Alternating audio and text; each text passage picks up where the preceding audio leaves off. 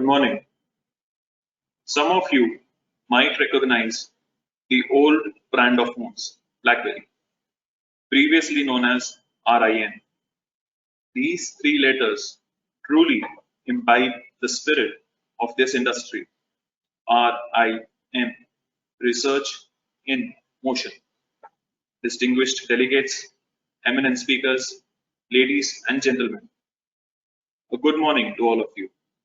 On behalf of Aspire, helmed by the International Center for Automotive Technology, I, Shakti Khanna, extend a very warm welcome to all of you for joining us today for the webinar on wheel rim testing and technology, being organized by ICAT under the Components Sub-Board of Aspire, the Automotive Solutions Portal for Industry, Research and Education. This webinar is an initiative by ICAT and Aspire for the benefit of industry, startups, and academia. This is a part of the celebration of Azadi Ka Amrit Mahotsav, which marks the 75th anniversary of our independence. It further reinforces our commitment towards Atmanirbhar Bharat mission in the technology arena. The webinar focuses on norms set forth by the central government that seek to enforce minimum quality standards in wheel rims as a product. This will not only benefit the customer by giving access to a standardized product, but will also keep a check on spurious products that are being manufactured or imported. This is in line with the center's stated policy of formulating technical regulations such as safety and quality standards for over 350 products to curb imports of non-essential items and to promote the India of Atmanirbhar Bharat and Make in India. Ladies and gentlemen, we will now commence with the inaugural session. I would like to request Shri Dinesh Tyagi, Director ICAT, for delivering the welcome address. Sir. Thank you, Shakti. Am I audible? Yes, sir, you are audible. Okay, thank you. Shri R. Ravi Shankarji, Chief R&D Engineer, Steel Strips, Wheels Limited. Shri Sunil Srivastavji, VP and MBO Minda Industries. Shri Shivam Agarwal, Scientist, CBIS. Shri Sanjeev Prabhakarji, Associate VP, Rockman Industries. Distinguished speakers, colleagues from the automotive industry, fellow ICATians, ladies and gentlemen, a very good morning to all of you. It gives me immense pleasure to welcome you all at this webinar on wheel rim testing and technology, being organized by ICAT under its technology e-portal called Aspire. As you are well aware that ICAT has taken an initiative to organize webinars and awareness programs in various domains of automotive technologies with the objective of providing a common platform for knowledge exchange as well as to support the automotive industry, including OEMs and component manufacturers in technology updates. Conventionally, we used to organize such events as physical events at ICAT, which was actually very effective for the interaction among the speakers and the participants. But owing to the COVID pandemic situation, we are hosting this event as a webinar with the theme wheel rim testing and technology. As you are well aware that COVID-19 pandemic has devastated economies globally, and the impact is felt by all the industries, including the automotive industry, that has been negatively impacted. Manufacturers have faced numerous problems ranging from obtaining raw materials, equipment, machinery, attracting workers from quarantines, which had restricted the delivery of the end products. The auto sector has witnessed a sharp slowdown in sales since 2019, and the situation seems to come back to some kind of a normalcy now, and it is anticipated that the automotive industry may recover and grow significantly in the post-pandemic period, albeit with a paradigm shift in mobility technologies domain. So some things will change forever post the pandemic. The automotive wheels market in India is expected to accelerate in coming years, owing to some supportive initiatives and policies of the government of India, like the vehicle scrappage policy, ELV regulation, etc. in offing. And I am optimistic that these policies will act like a catalyst in the growth of automotive OEM industry as well as components industry alike. Automotive wheel rim market was valued at approx $38 billion in 2020 and is currently projected to reach up to $59 billion by 2028, growing at a CAGR of 5.51% between these 8 years, 21 through 28. And like any other industry, the increasing customer expectations, a strong wave of competition, and the continuous emergence of new technologies have led the wheel rim manufacturers to rethink their business models and assimilate new manufacturing technologies and methods. Manufacturers around the globe are increasingly focusing on electric propulsion of vehicles to bring down our reliance on fossil fuels. This will in turn lessen the burden on environment. A concept has emerged for motors and wheels for electric vehicles. It's quite popular in two-wheelers, as we are well aware. This innovative technology enables a significant reduction in space, weight, and energy consumption for EVs, HEVs, and autonomous vehicles, while being more energy efficient.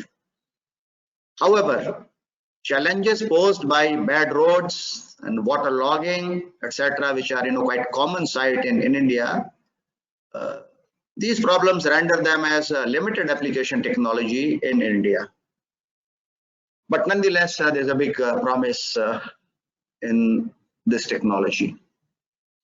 As we all know, that wheel rim is a highly stressed component in the vehicle system, which is subjected to very high cyclic, torsional, and bending loads.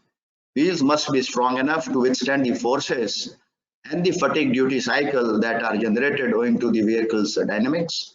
So wheel designers need to consider these critical factors, particularly for the emerging futuristic technologies pertaining to wheel rims, such as wheel rims with innovative materials, composites, wheel rims for EVs, HEVs, wheel rims for airless tires, and EV motors in wheels.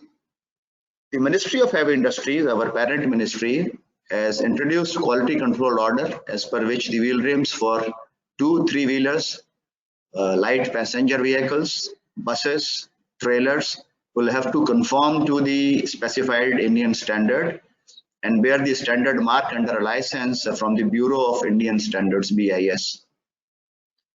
I hope that the participants of this webinar shall be benefited and be able to get more information on the implementation process from our eminent speaker from BIS.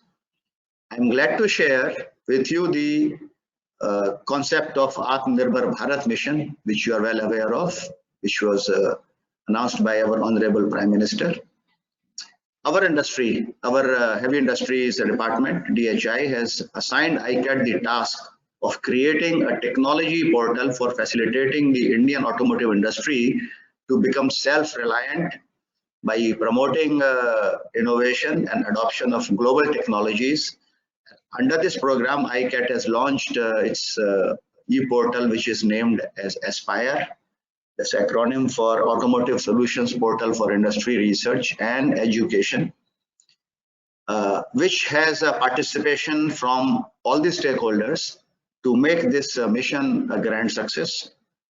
Number of registrations on this portal is exceeding 29,500 as on date. This e-portal will support the Indian industry and provide a common platform for Indian automotive industry, R&D institutions and academia and other stakeholders, mainly the industry itself, in order to enhance the technological capability of the Indian automotive sector and overall socio-economic progress of our country.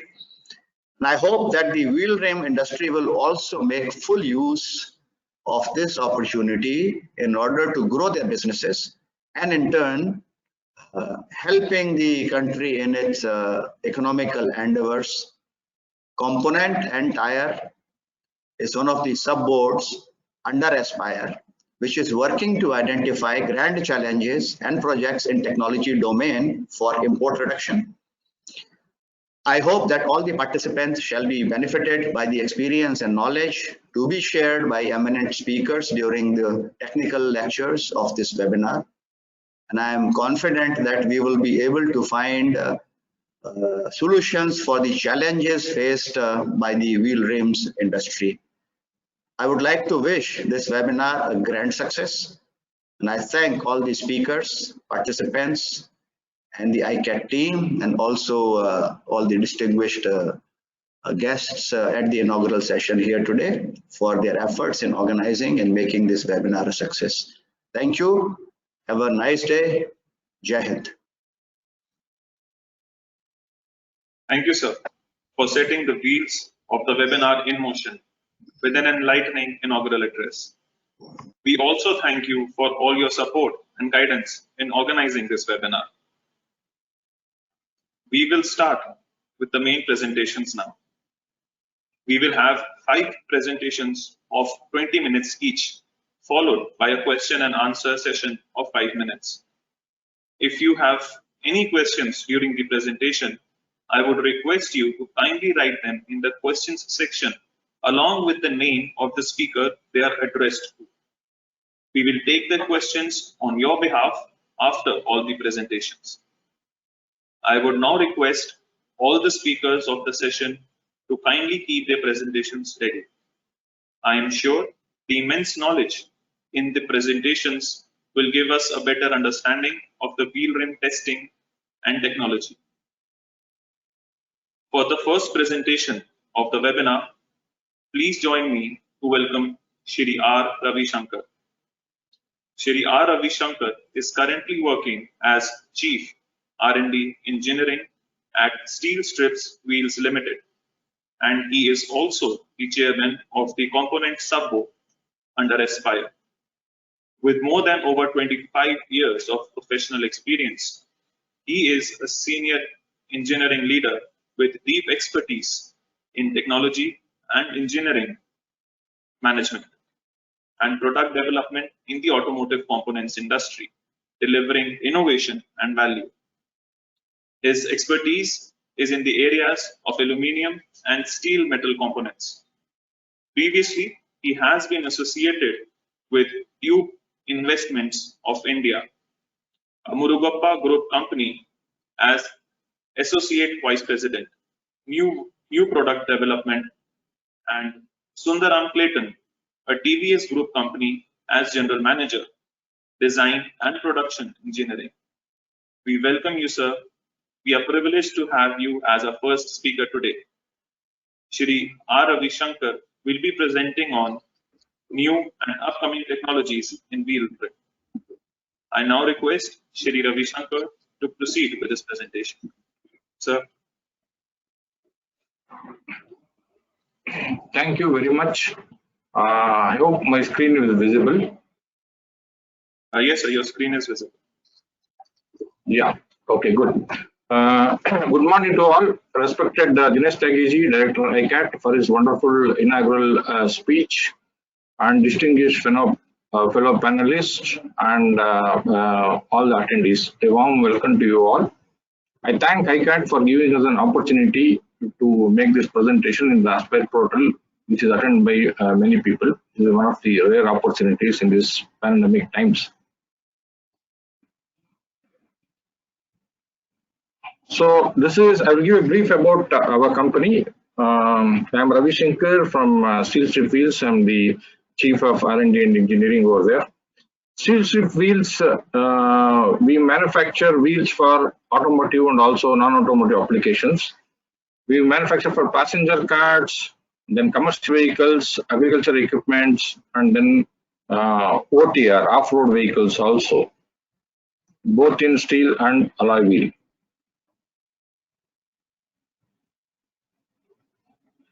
So we are located on all the four directions in the country. North, we have plant in Chandigarh. South, we have in Chennai. East, we have in Jamshedpur. And west, we have in Ahmedabad. So we are covered for the entire part of the country. And we are going to make a revenue of 3,000 crores in the current financial year. This is the overview of the presentation. Come, please. How do I do this? How do you do this?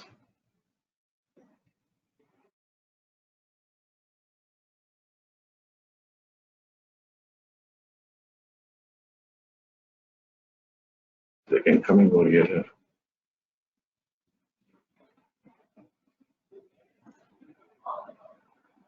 Yeah. So this is the overview of my presentation. I'll be talking about emerging trends in wheels, which covers steel wheels, aluminum alloy wheels, and a bit of carbon fiber wheels. And then I'll be talking about the performance requirement, what are the new testing methods, and about lightweighting, what are the weight optimization concepts in alloy wheels.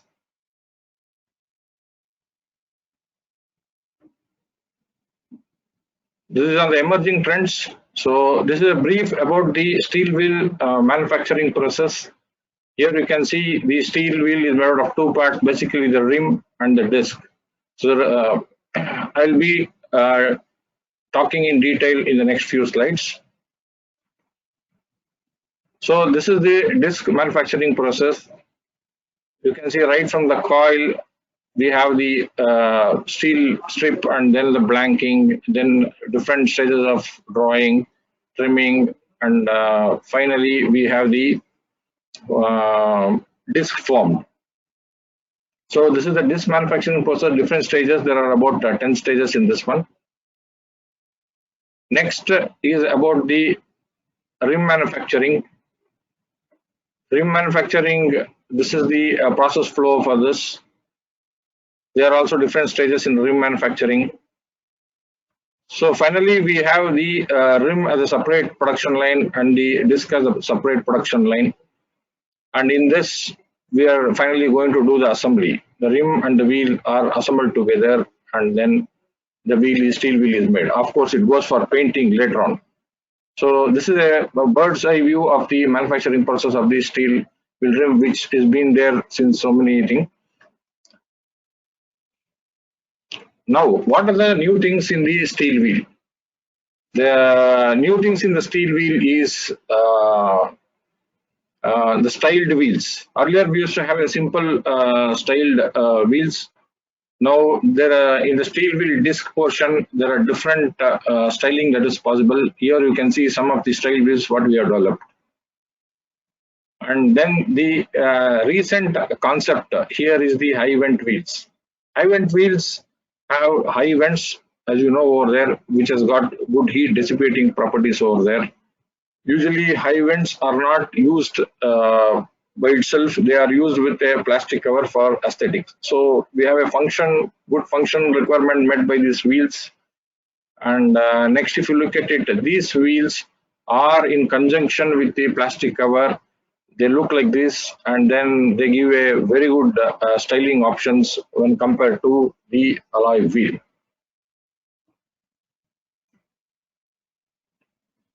Some of the other different concepts in steel wheel is we are talking about demountable wheel for the trailer application. Trailer means it's for a mobile home. Of course, this concept is new to India, but it is already there in the US.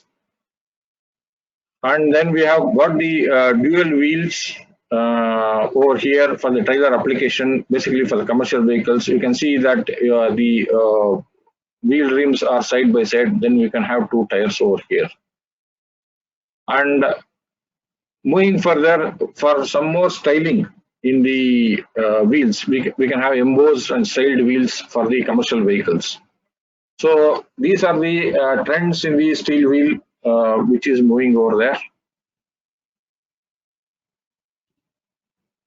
Now coming to the alloy wheel. Alloy wheel, you can see that how the trend is changing every decade. For illustrative purpose, I have given how it was there in 1950s and then right now how it is there. You can see from a single concept, things are becoming much more stylish, and now the current generation wheels, you can see that it's vastly different from where we had started.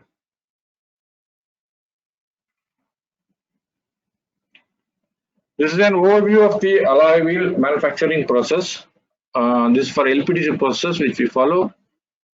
So we have the raw material purchased from outside, we have the melting, we have the low pressure die casting, and then we have the heat treatment, and then we have the X-ray. After that it goes for CNC machining and then leak checking. After leak checking, it is the painting. Painting, there are two kinds. One, we do the fully painted condition. Another is called the diamond cut condition. You can see the style wheels. So this is the process flow for both of them. After that, the inspection, then quality checking, then packing and dispatch. So this is the overall view of the alloy wheel manufacturing process through low pressure die casting. Now, what are the different kinds of manufacturing of the alloy wheel? The basic thing is the casting. It could be either gravity or low pressure, which generally everybody uses. And further, post this, there's a process called flow forming, where the flow forming of the rim is done to reduce the weight. And there is another category of wheels called forged wheels, where the wheels are forged for different applications. In forged, we have 2-piece rims and 3-piece rims. The aluminum, the popular materials are A356.2 and AA6061. So these are the popular materials in the alloy wheels as of now.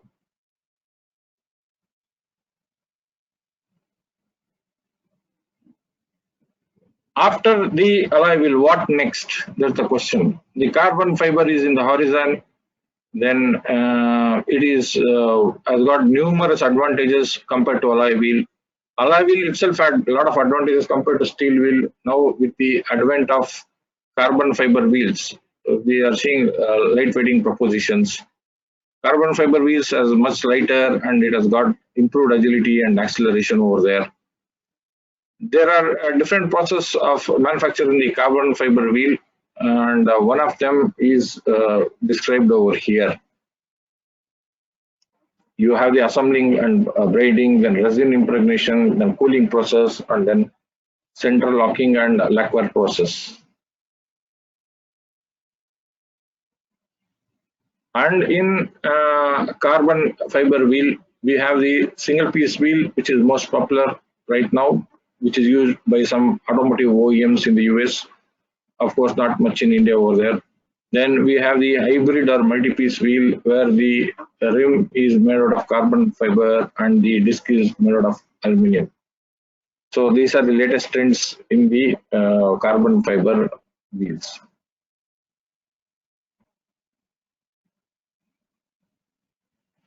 Now, this is a very important slide which talks about the mechanical properties comparison over there between steel and then aluminum and then carbon fiber.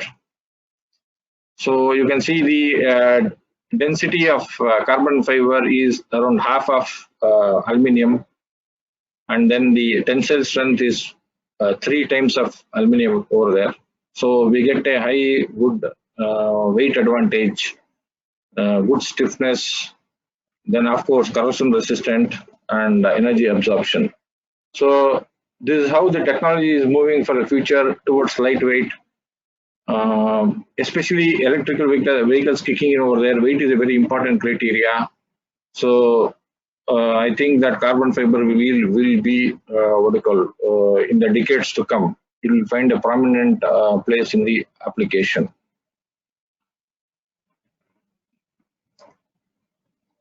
Coming to alloy wheel over there,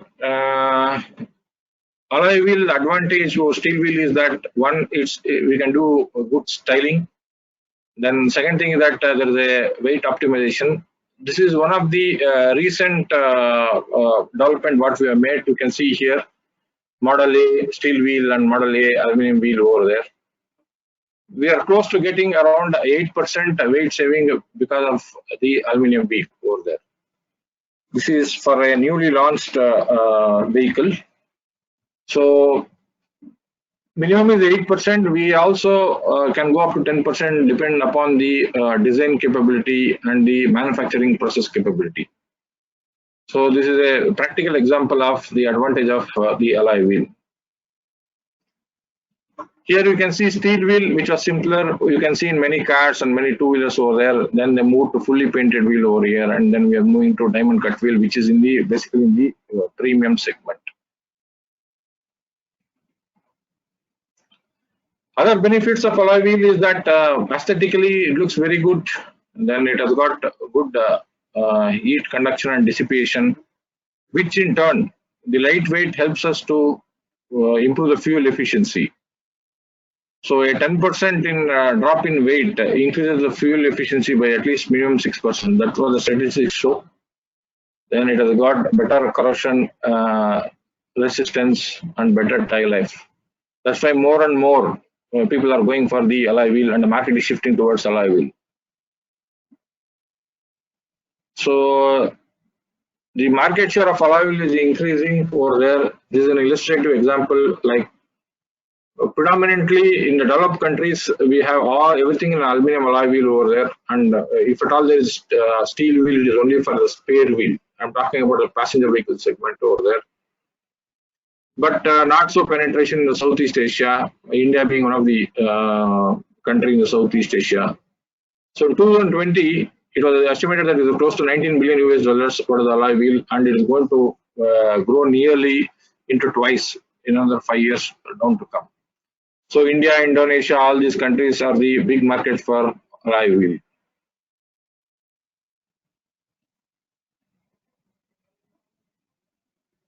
Different types of alloy wheel. One is based on the finish. We have diamond cut, fully painted, multicolor, and number of spokes, single, and then twin spoke, and then the multi-spoke. Number of pieces, single piece, 2 piece, 3 piece, and then depending upon the insert, we have the snap feet and the screw tip. So in alloy wheel itself, there are different categories. I'll be speaking in detail about this in my next slides.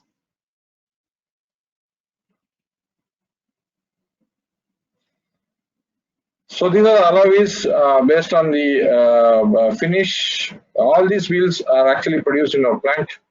So you can see the basic is the fully painted wheel. Then we have the diamond cut wheel. DC is for diamond cut wheel, which is the premium segment. We have multicolored wheel. People get bored just seeing black and white in the wheel, and now they want to have different colors. So I can have yellow color, I can have red color, I can have copper color. Then chrome finish wheel is another category. Some people prefer that. And then the latest one is having a plastic insert in the alloy wheel. So these are the different varieties based on the finish.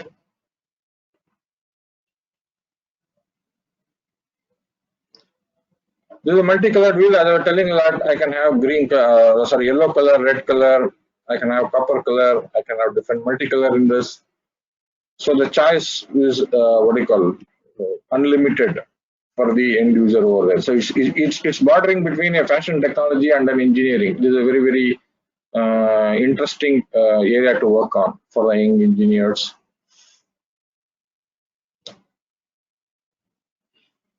Coming to the plastic inserts, we recently have been seeing this since the last Auto Expo over there. Vehicles are coming with plastic insert. Here there are two methodologies. One is a screw fit. Is illustrative how the plastic insert is fitted with the screw over here, and you can see one of the actual wheels belonging to one of our customers.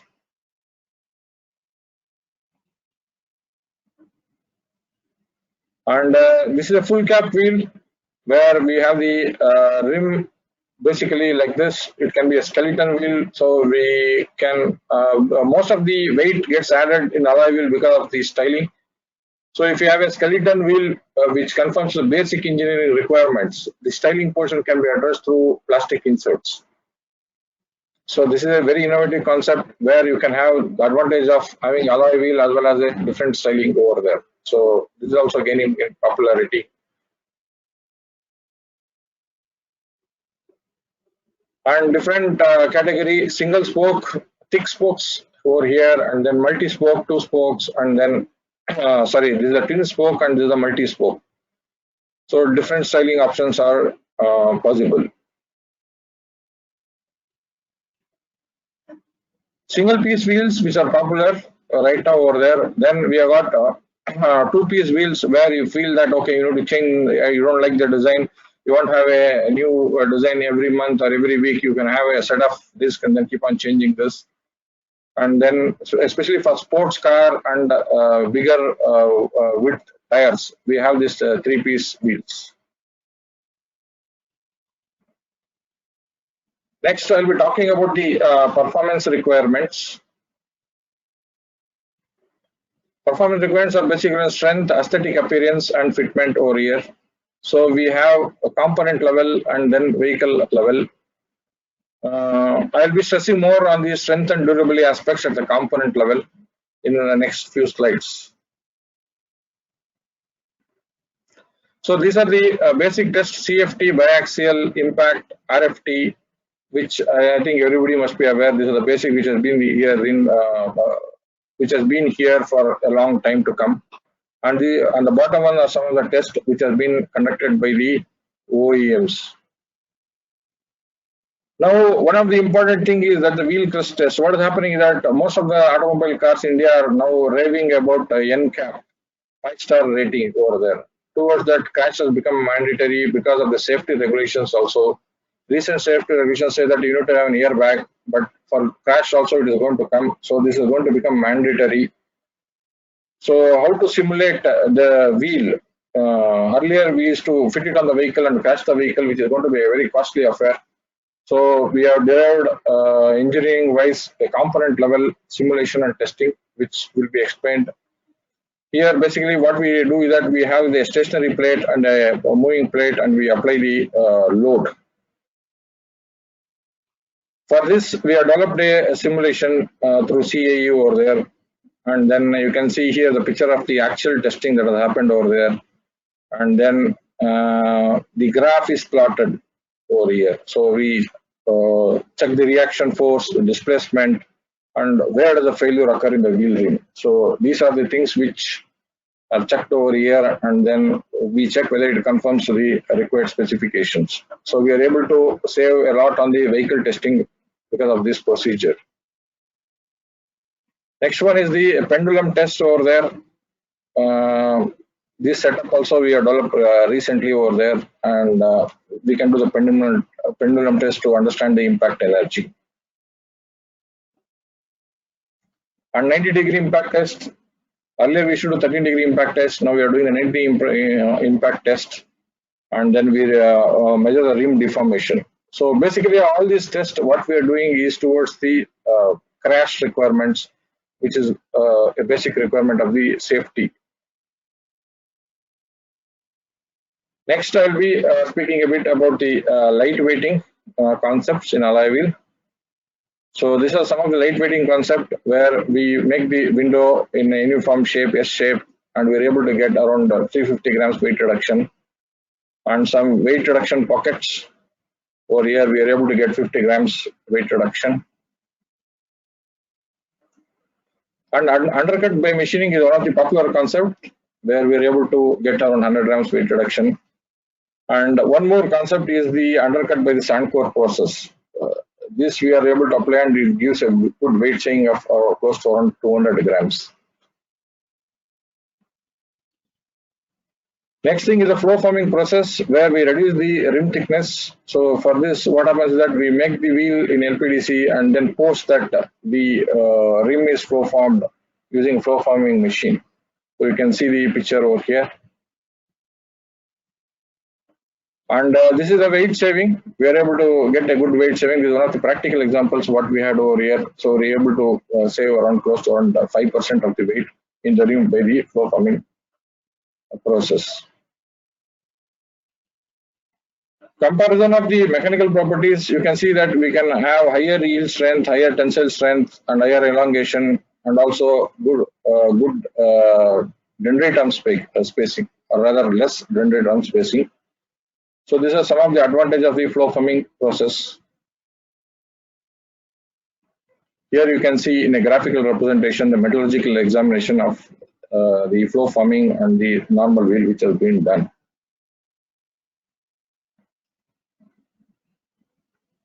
Yeah, this ends my presentation, and thank you everybody, and special thanks to our R&D team for making this preparing this presentation. A lot of efforts have gone to that, and these are some of the references we have taken for preparing this presentation.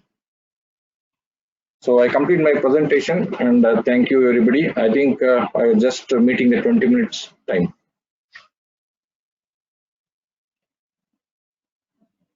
Thank you, sir, for your excellent presentation on new and upcoming technologies in wheel rim. We hope that all participants will be benefited with this informative presentation. Now, please join me to welcome the next speaker for the webinar, Shri Sunil Srivastava ji. Shri Srivastava has 30 years of techno-commercial experience and has been working with Uno Minda Group for the last 18 years.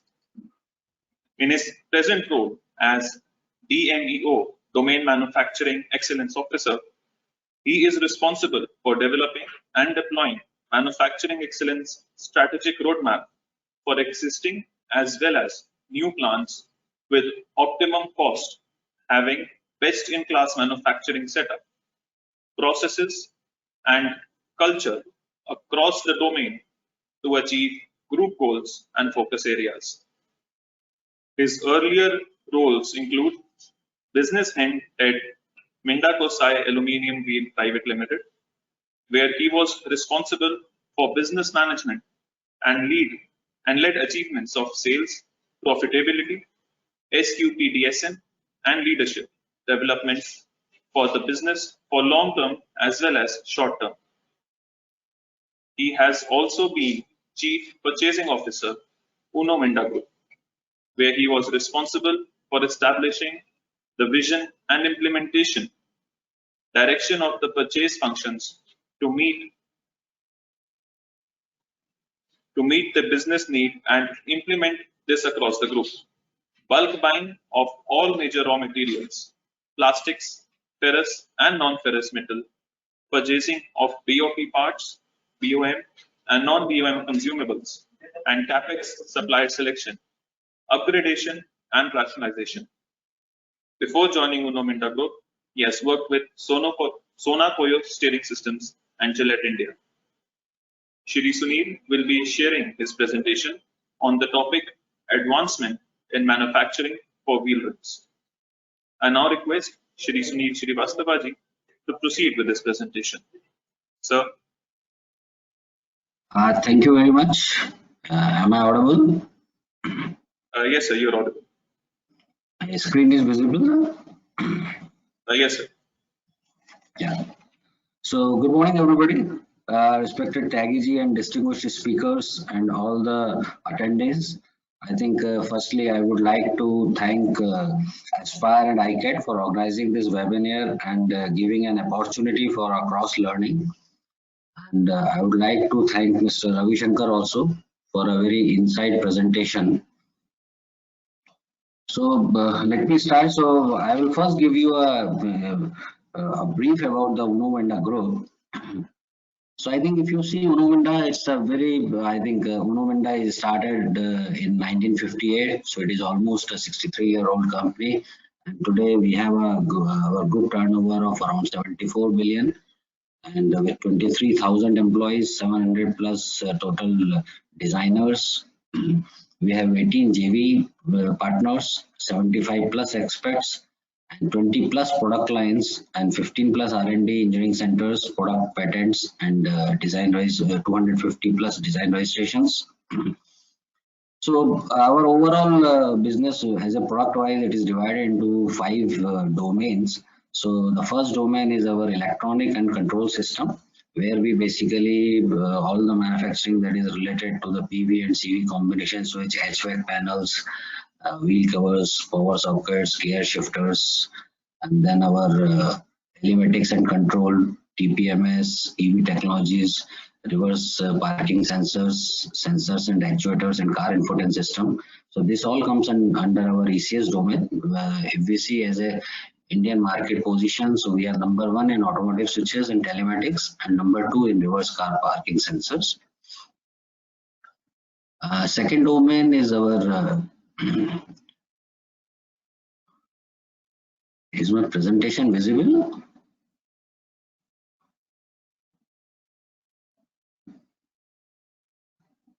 Hello. Yeah. So second domain is our LS domain, where we have lighting and acoustic systems. So where we have lighting lamps for two-wheeler, PV, CVs, and LPG, CNG kits, speakers, and horn. So where we are number 1 in automotive horns, number 2 in speakers. Third domain is the LPS domain.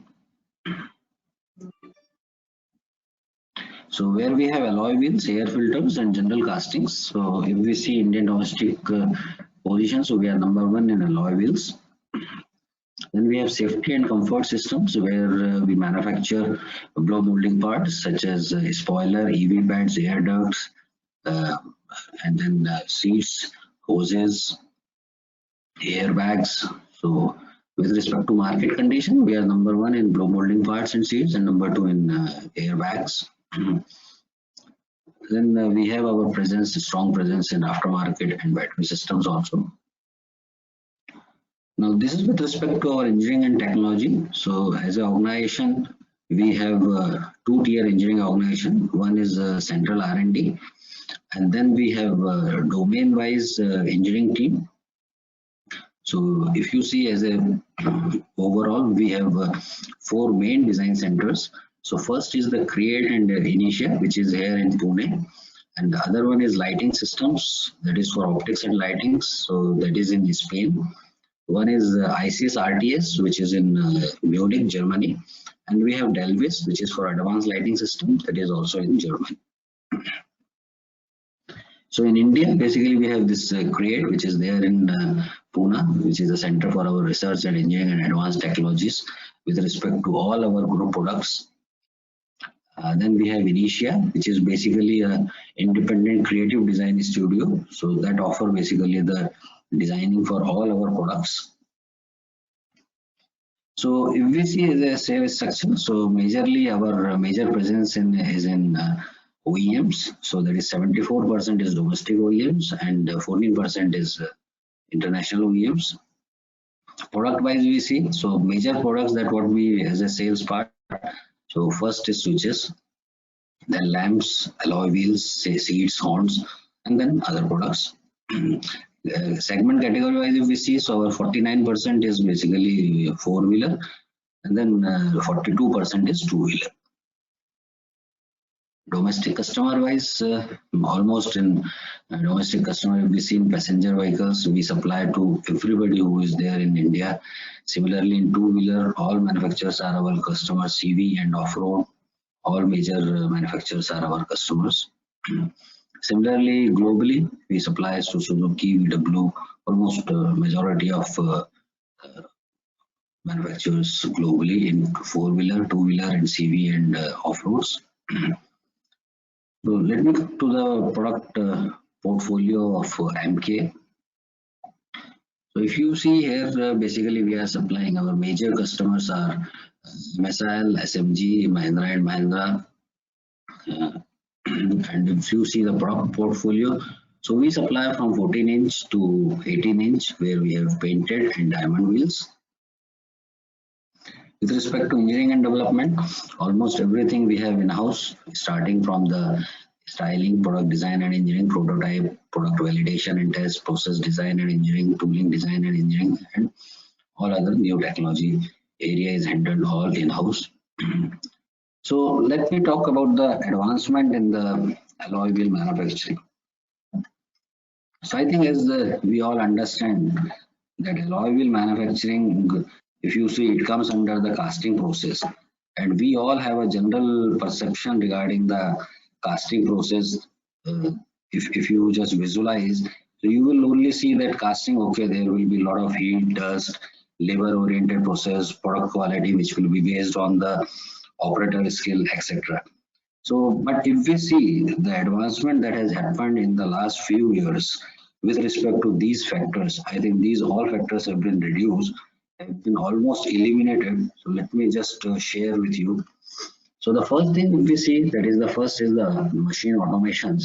So I think today in our plants we have all fully automatic machines, and majority of operation where normally we used to have operator based activities, they all have been replaced with the robotic performance, whether it is molten metal pouring, wheel takeout, gate cutting loading and unloading, heat treatment loading, unloading, CNC machines loading and unloading, paint shop, all painting. So all these operations which are earlier, which were based on the operator skills, they all have been replaced now with the robotics, which is a major shift, I will say, with respect to the manufacturing processes. Other important thing in case of wheel business, if you see, is the movement of wheel from one station to next station.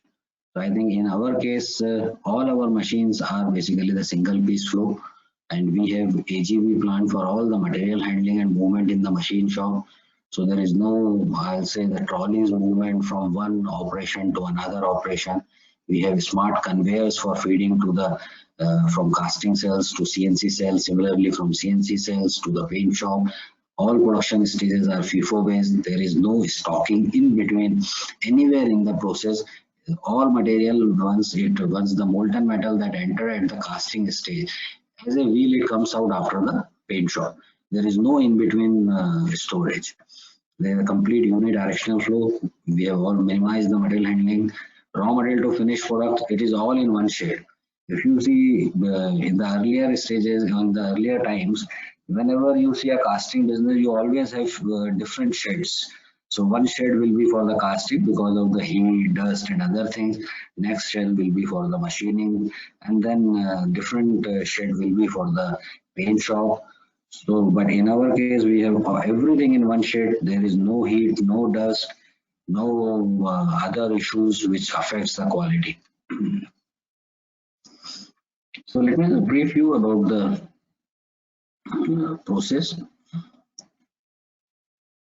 So when we see the process flow, we see, so it starts from the melting, then it goes to metal treatment, then gravity die casting, heat treatment, then heat treatment, aging, then short blasting and visual inspection, machining, lead testing, wheel balancing, pre-inspection.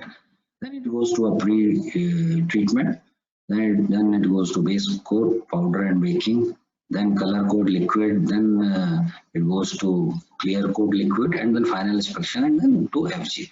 In case of diamond finish, it has a double rotation in the paint shop, which is explained here.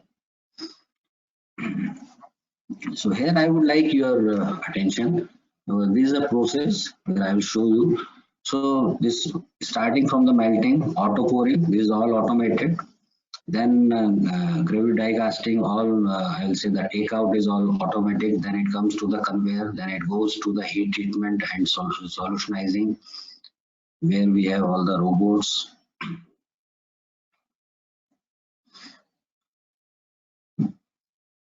Then after quenching, it is auto transfer to the next station, where it goes for a riser cutting, which is also a robotic loading, unloading.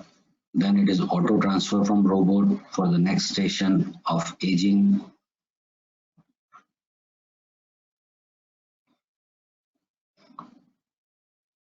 Then from aging, it comes out and there's a it comes to the short blasting. So I think just here I would like to emphasize that this is the first station, the short blasting, where the operator see a casting. Ideally, if you will see in the whole time, unless until you see the casting which is coming out of the machine, you are not you have a big question mark with respect to the quality. But this is the kind of improvement and the advancement that has happened all across the process, that today you see the first part that has come out of the short blasting. And then it is all auto loading, unloading on the machining lines, which goes forward to the pre-treatment. As I was telling, in case of diamond cut, it again goes, there is a second operation after machining, and again it goes to the paint shop, and then it comes out as a finished product.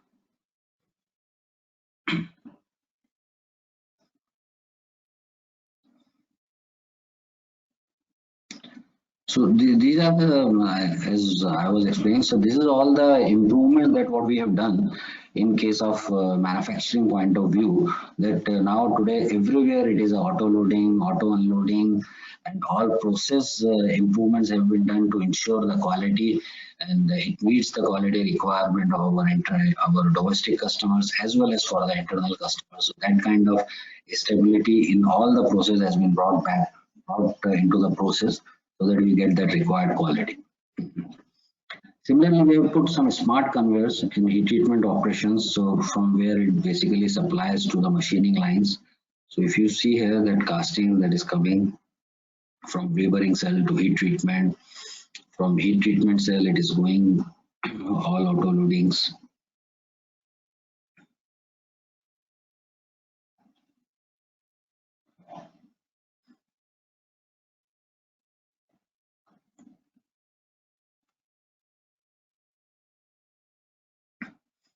So these are the two locations which are highlighted by yellow color, where we have smart conveyors. There basically we do automatic primary sorting, and there we have a camera inspection where we do model wise sorting and then feeding to the respective CNC cell. So we have dedicated CNC cells based on their models. So from where actually here we do this auto segregation of wheels, and they are supplied to those lines. Now the other advancement in case of alloy wheel manufacturing that what we have implemented in our plant is basically the implementation of IoT 4.0. So all machines are connected with the central servers in our case, and all central data has been managed with the system. We have all sensor technologies where we use various type of sensors for getting the data of our temperature, vibration flow, and other things. And we are in the process of implementing the artificial intelligence also in the machines. So these are some of the actions that what we have implemented under 4.0 at present in our plants. So that is, first is the real-time work center dashboards, then we have production analysis reports, real-time process data, real-time machine running status, real-time downtime booking and analysis, work center production booking report and analysis, work center quality booking and analysis, then check sheet booking. This is something very important, that we have done the check sheet bookings also on online, and then NFG reports. So these are some of our dashboards which are available to all the working level people, so that they can take immediate actions. They get the alerts also. These are the OEs with respect to each center every day. If there is any delay, anything out of spec, any deviation that is happening, so immediately he will get a SMS on his phone with respect to any downtime. So all these things are automatically through the machine PLC, all are captured at a central location where we process all this data, and accordingly decisions and immediate actions are taken. As I was telling you, the important process parameters are also monitored. For example, melting furnace, what is the metal temperature that is there? So that will also be regularly monitored, and if there is any variation, it will be immediately give you an alert.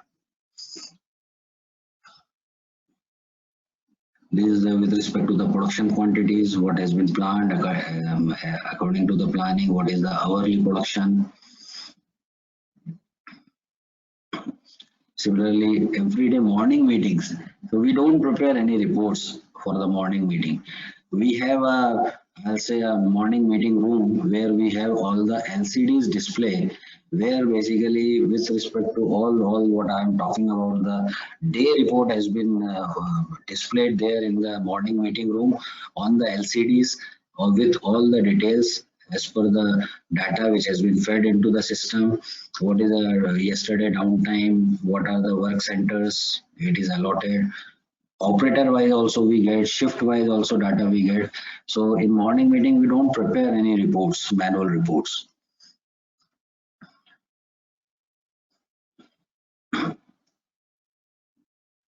This is also SKU overview. Then overall day wise shifting. Then this is how we put the data into the systems. So if there is any rejection, what is the reason? Then operator wise, what is the rejection? Shift wise, code wise, all detailed analysis that is available. This is something very good that what we have implemented into the system. Normally we have seen that all the check sheets are to be done manually, and then nobody actually recheck those check sheets. So we have made a system. So here's all these check sheets are created into the system, whereas to take the tablet there on the machine itself, and he has to fill all the details in the tablet itself, so that anybody can recheck on the system when this machine was checked and what was the status. This is with respect to the water pH value that what we monitor automatically. So all the basically purpose is that all the key parameters are monitored through Industry 4.0, and that is how we are managing our production and daily management and daily work management. All daily work management is done through this only. Electricity, what is hourly consumption. Then for the management wise also, there we have management dashboards with respect to all the 6M, manpower, manufacturing, marketing, material, money. So all the activities, all the reviews, what we do, that everything is done on the management dashboards. There is no separate preparation for the reviews. And I think as Mr. Ravi Shankar has already briefed in detail about all the testing. So we have all the testing that is required for the alloy wheel. So we have all in-house corner fatigue testing, 30-degree impact universal testing, dynamic radial fatigue testing, pendulum impact testing, the 90-degree, 30-degree impact testing. Everything is in-house. And I think the most important thing today, we all are focused to save our planet. So from that point of view, the advancement that what we have done is basically the solar panels are installed with a capacity of 1000 kVA. We have ZLD in our plants. So in order to ensure that we reuse the cycle rather than wasting the fresh water. Building that what we have made, we have received a green building award in gold grade. Similarly, we use clean fuel is used for all melting and heat treatment furnace. We have transparent sheets and windows for using natural lights and to reduce the power consumption.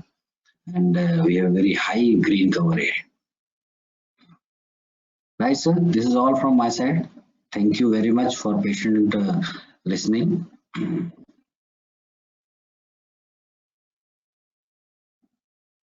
Thank you, sir, for your excellent presentation on advancement in manufacturing for wheel rims. It was very precise and a relevant presentation. I hope all the members and the attendees are enjoying the presentations so far. For the third presentation, we'll be moving forward to welcome Shri Shivam Agarwal. Mr. Shivam Agarwal is a graduate of National Institute of Technology, Kurukshetra, and currently working as Scientist C in the Bureau of Indian Standards. He has also worked as Assistant Manager in Tata Motors Pantnagar plant and as Executive in Honda Cars India Limited, Greater Noida plant. We welcome you, sir. Mr. Shivam Agarwal will be presenting on the topic Quality Control Order and PIS Procedures. I now request Shri Agarwalji to please proceed with his presentation. Sir. Thank you, sir. I hope my presentation is visible and I'm audible. Yes, sir, you are audible and your presentation is visible. Thank you.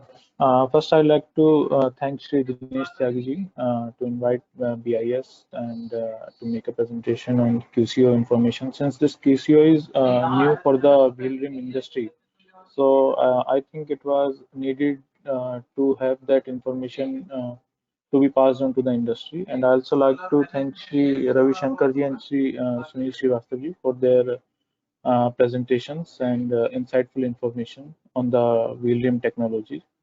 Uh, so these are the standards that are mentioned in the QCO.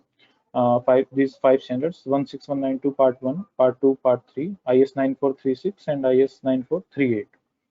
So this is the quality control order issued by Ministry of Heavy Industry and Public Enterprises, and uh, I'll be explaining in detail about the QCO and the features of it. So these are the five IS which have been mentioned in the QCO. And one amendment dated 28th May was issued. For In this amendment, the date of the implementation was extended till 21st March 2022. So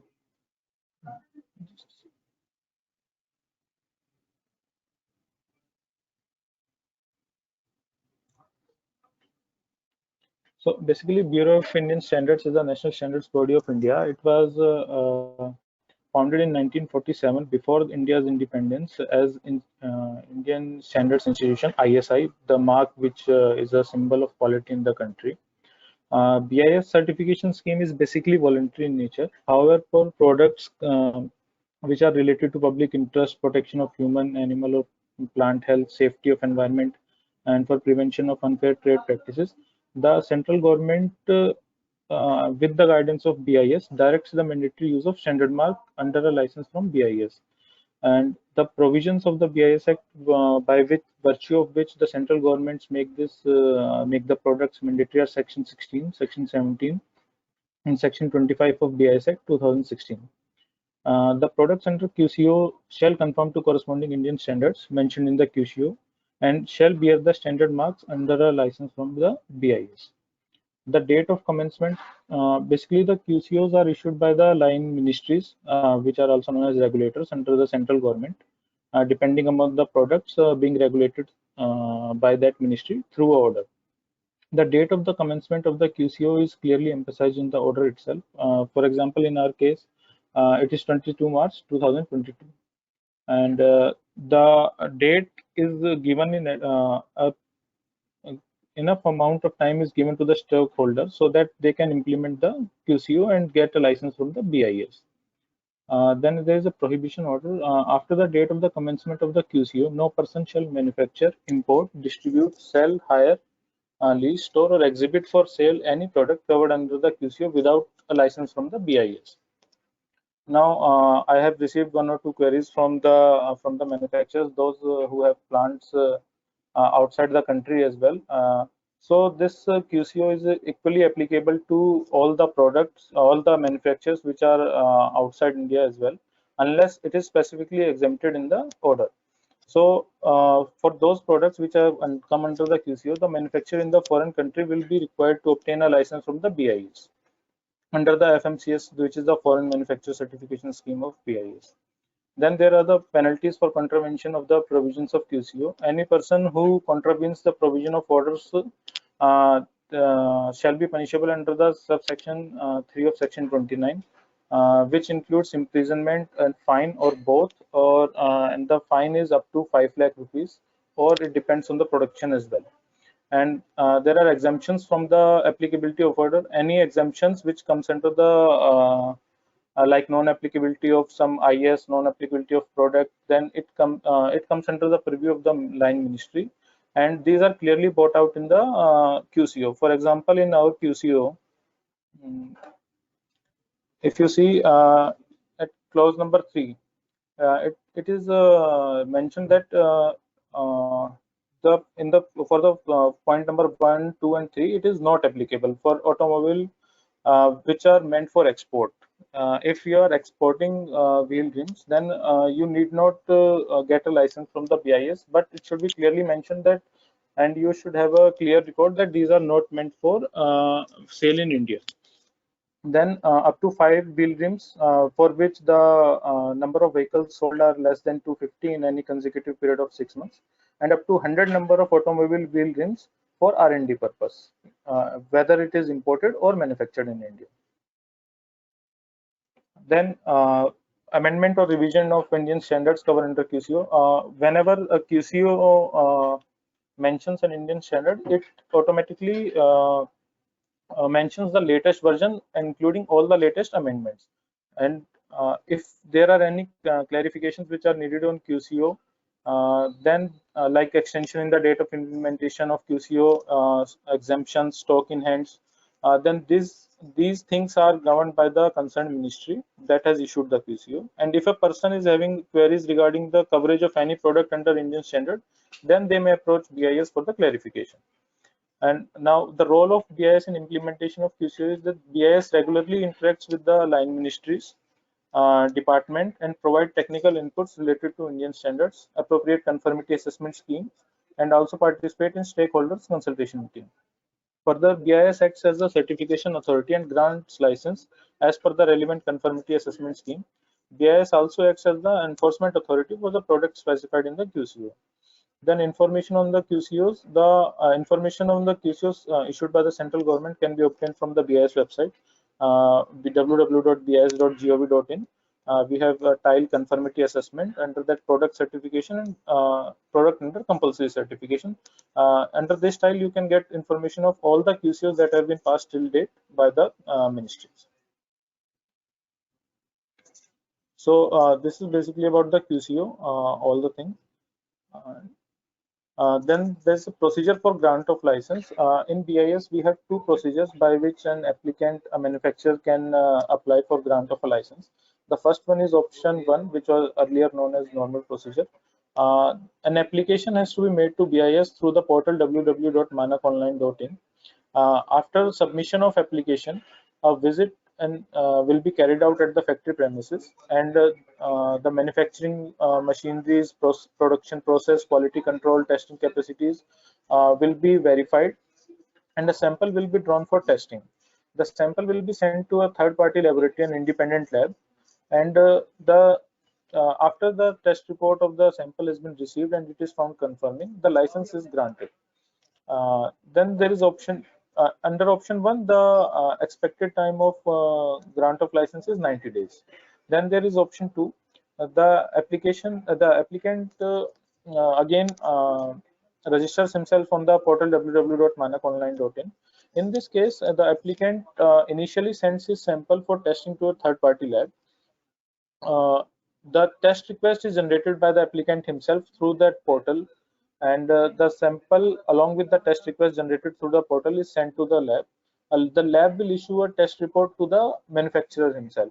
Then again an inspection will be carried out at the factory of the applicant, and the manufacturing infrastructure, production process, quality control, these are verified, and a sample will be drawn for testing. However, in this case, the test report of the sample, the license will be granted before the receipt of the test report of the sample on the basis of the inspection carried out at the premises. However, when the report of the sample is received, the case will be reviewed whether it is passing or non-passing.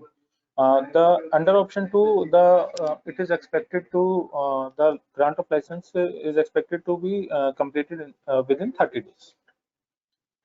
As per our latest guideline, which has been recently passed in 11th August, for our 5 Indian standards, the manufacturer can apply under option 2 only. This is done to facilitate the manufacturer so that the license can be granted within 30 days.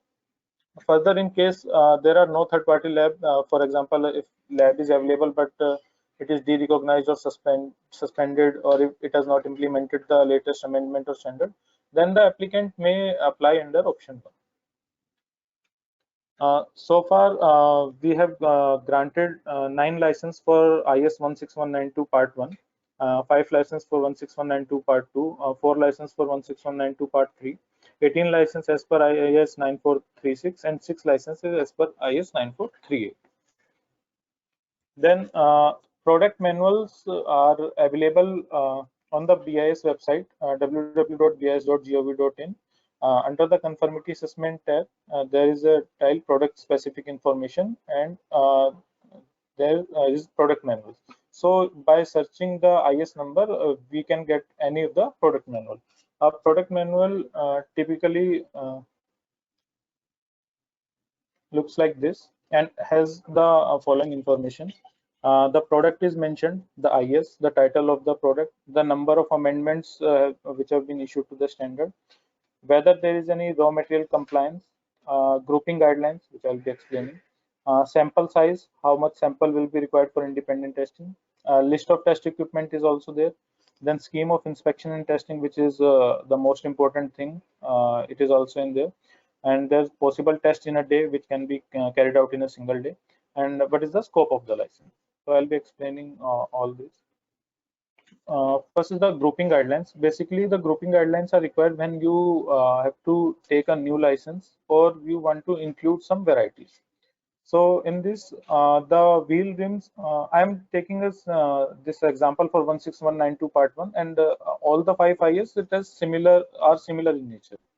So the wheel rims for 16192 part 1 are divided according to type and application. Under type, it is either a unit construction or a composite construction, and an application, it is either to be used with a tire having tube or a tubeless tire. So wheel rim having highest design load for each type and application shall be tested to cover the entire varieties.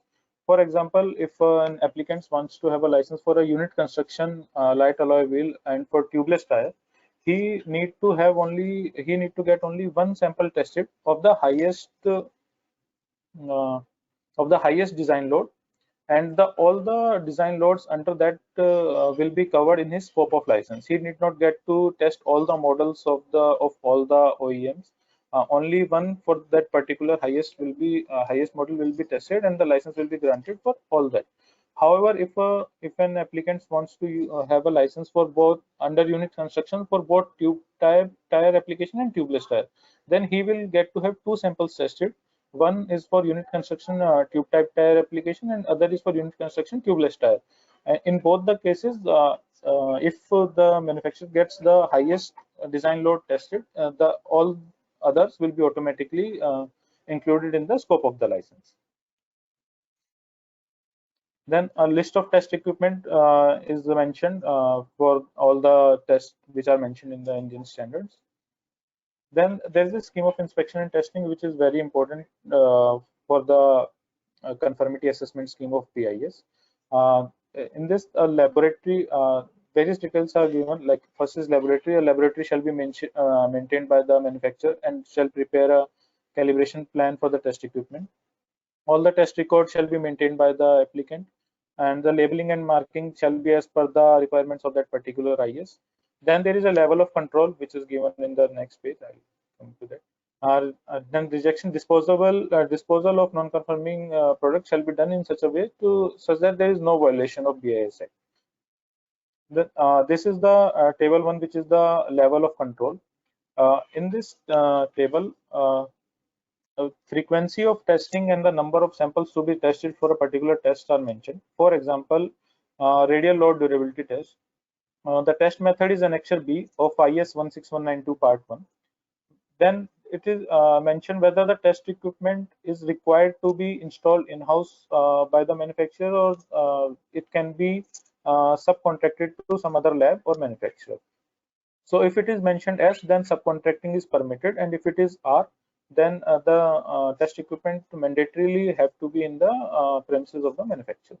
So for radial load durability test, subcontracting is permitted, and one sample of each type and application shall be tested once in a year. So for any model, one sample of each tire and application shall be tested once in a year. Similarly, for air leak test, the test method is Annexure E of IS 16192 part 1. The test equipment is required, and the number of sample is each rim. So for each rim, it has to be tested. The air leak test has to be carried out, and the record has to be maintained. In remarks, it is mentioned that for rims designed for tubeless tires, and since this test is not applicable for designed for tube with tube application. Then this is the scope of the license. When BIS grants a license, following things are mentioned in the grant of license letter or license document. First is the name of the product, then the type, then the application, and the design load of the volume up to and including whatever the highest the manufacturer has got tested, it is mentioned in that. Some queries were received whether to mention each model in the scope of the license or the grant of license letter or the license document, but BIS can only mention these things.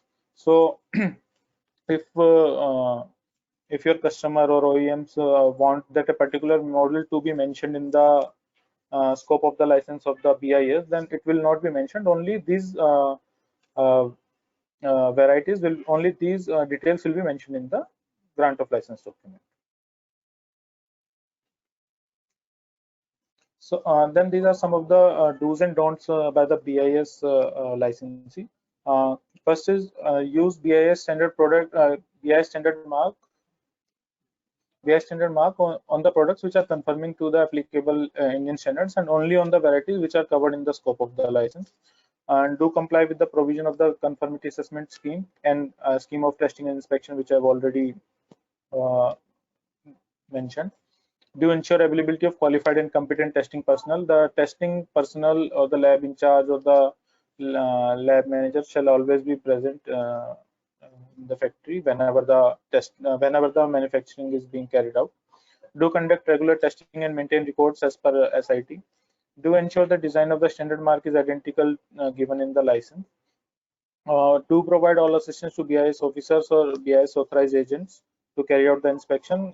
Currently, for routine surveillance inspection, we have hired some agencies to carry out the inspection. So BIS authorized agents will carry out the inspections, and it is requested to do provide all the assistance to them. And do submit renewal application and fees less before the validity. If a renewal application is received after the validity, a fine of rupees 5,000 is applicable.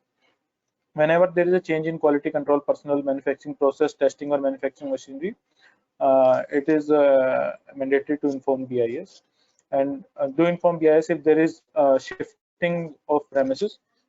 Sorry. If the plant is relocated to some other location, stop marking is issued, suspension is issued. During the suspension, you cannot manufacture, you cannot sell the product. So whenever there further the resumption will be done only after the new premises have been verified by the BIS. And do use Manak online dashboard and communication window to communicate with BIS. And these are some of the don'ts. Then don't use the BIS standard mark on the products which are non-conforming or not covered in the scope of your license. Do not use BIS standard mark on marketing material. Do not use BIS standard mark in case testing personnel is not available. During deferment or suspension, BIS standard mark should not be used. In case of relocation, as I have explained earlier, do not use the BIS standard mark until the verification of the new premises. And do not transfer the license to any person without approval of the BIS. Then there is a change in scope of license. For example, if you have been granted a license up to 1,000 Newton design load.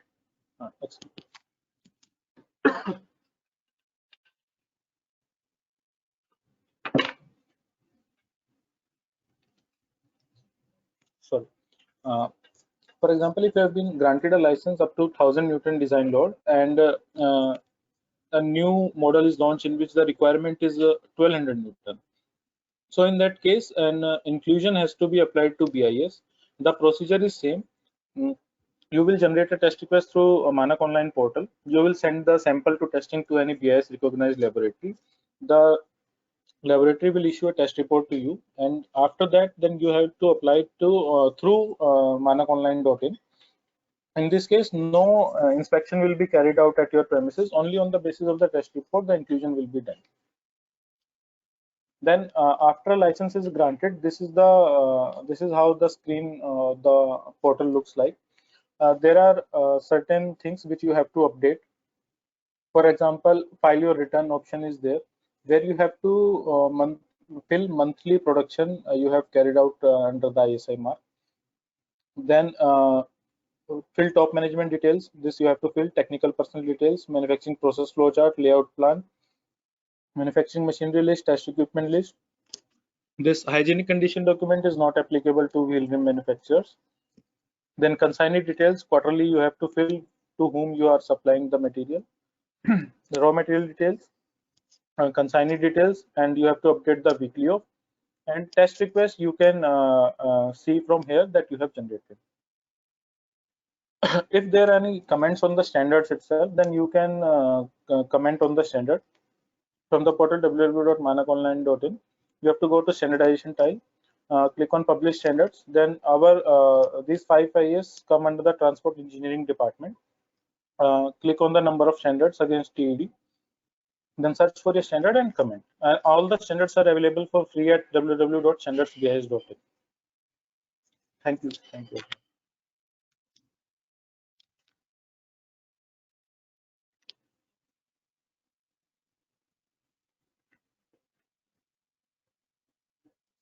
Thank you, sir, for the excellent presentation on quality control order and BIS procedures. Such presentation from BIS was really needed. It was the need of the hour as many quality control orders are being released and manufacturers will now be knowing about this regulatory requirement and processes involved. Thank you once again, sir. We'll be now moving forward for our fourth presentation. And now I would like to please welcome the next speaker for the webinar, Shri Sanjeev Prabhakar ji. Shri Sanjeev Prabhakar is currently working as Associate Vice President, Engineering and R&D with Rockman Industries Limited. Shri Prabhakar is a mechanical engineer with more than 29 years of professional experience and has worked as counselor in the UNIDO-ACMA Government of India Partnership Program. He has provided his services in more than 20 companies for productivity and quality improvement. Shri Prabhakar has also worked in overseas projects for UNIDO and has delivered various training programs on engineering problem solving and flow manufacturing for auto component industry in India. We welcome you, sir. Shri Prabhakar will be presenting on the topic alloy wheels, futures and challenges. I would like to request you to kindly share your presentation, sir.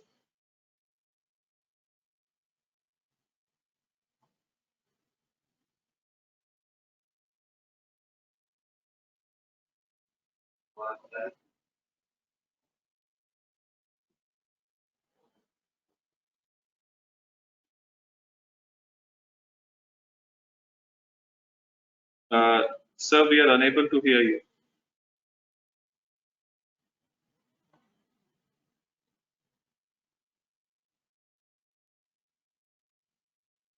Yeah. Can you hear me? Yes, sir. Your presentation is also visible. Okay. Thank you so much. First of all, I would like to thank Dinesh Tyagi, Ravi Shankar ji, Sunil Srivastav ji, and Shivam ji for their excellent presentations. And also I would like to thank ICAT for providing the opportunity to share my thoughts today. I will just try, and you will have to give me 2 minutes.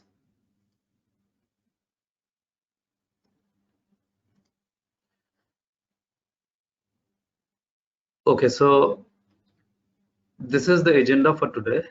Brief about the Rockman market scenario. Just a minute, I think.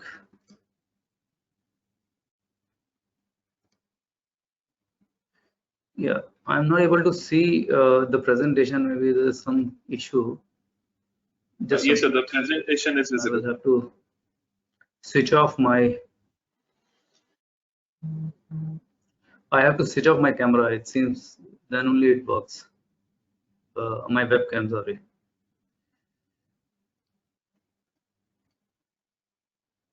I don't know. How is this working?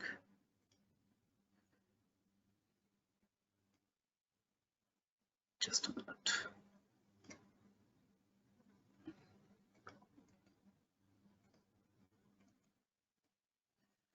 Okay, so this is the brief agenda. Rockman brief, the market scenario on alloy wheels. Key benefits which we have if we shift to alloy wheels vis-a-vis steel wheels. There are few disadvantages, future challenges, and the future trends. So you may be knowing that Rockman is basically a Hero Group company. Dr. B.M. Munjal was our founder chairman, and he has also been awarded Padma Bhushan from Government of India. He is also Economic Times Life Achievement Award, E&Y Entrepreneur for the Year Award. So he's a great personality in India. So if you see, Hero is present in auto and auto component industry, also in electronics, financial services, higher education. We have a BML Munjal University near Dharwada, and then we are also in renewable energy.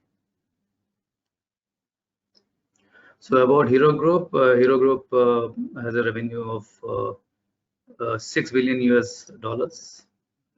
It is #1 two-wheeler auto company in the world, the largest manufacturer of two-wheelers in India, and we are the leaders for the last 19 years. Ethical business practices. This is a brief history of Hero starting from 1956. Rockman was founded in 1960. Then we had a joint venture with Honda in 1984, and which finally ended in 2011 amicably. And Rockman also forayed in carbon fibers, composites in 2017. A brief about Rockman. Rockman is a leading auto component industry. We started in 1960. We are the largest aluminum foundry for two-wheeler alloy wheels in India. We have 8 manufacturing locations, and the casting capacity is around 100,000 tons per annum. Also, we are manufacturing auto component chains with around 60 kilometers of chains per day manufacturing capacity. Our employee strength is around 7,000. So these are the few components where we are in alloy wheels. Motorcycle alloy wheels, we are the largest manufacturers, both motorcycle and scooter alloy wheels. We have recently started our plant in Tirupati for manufacturing passenger car alloy wheels, and there are various other. Apart from this, we have also been working on composites. So these are a few examples of the parts which we are manufacturing. So this is the milestones. 1960 we started, 64 bicycle hubs. 1980 we were the largest manufacturer of bicycle chains. And then this goes on. 2008 we have commissioned a factory in Haridwar for aluminum die casting. 2013 another company for automotive chains. 2014 we have acquired a facility in Chennai, and also this Bowel plant we started. 2017 again we forayed into carbon composites, and then 2019 we have commissioned 2 plants, one in Gujarat, Halol, the other is in Tirupati. Tirupati plant is basically for the alloy wheels only, for 4-wheeler alloy wheels and also for 2-wheeler alloy wheels. This is our core philosophy, mission statement. And these are the values: respect for individual, integrity, learning organization, customer focus. The Rockman is basically, we are into all the three technologies: high pressure die casting, low pressure die casting, and gravity die casting. And we also have a lot of export business, so we understand global requirement expectations. We've been investing in new technologies, and we have in-house R&D and die designing facility, development facility. This is how we are located.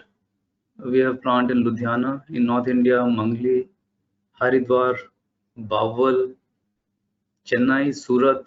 Surat is for carbon composites, Halol, and Tirupati. So there are 8 manufacturing facilities, and our corporate office is in New Delhi, in Saket.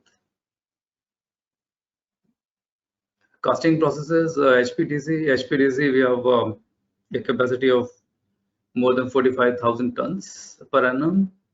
More than 100 HPDC machines we have in various locations, ranging from 250 tons to 1250 tons. And we have multiple alloys.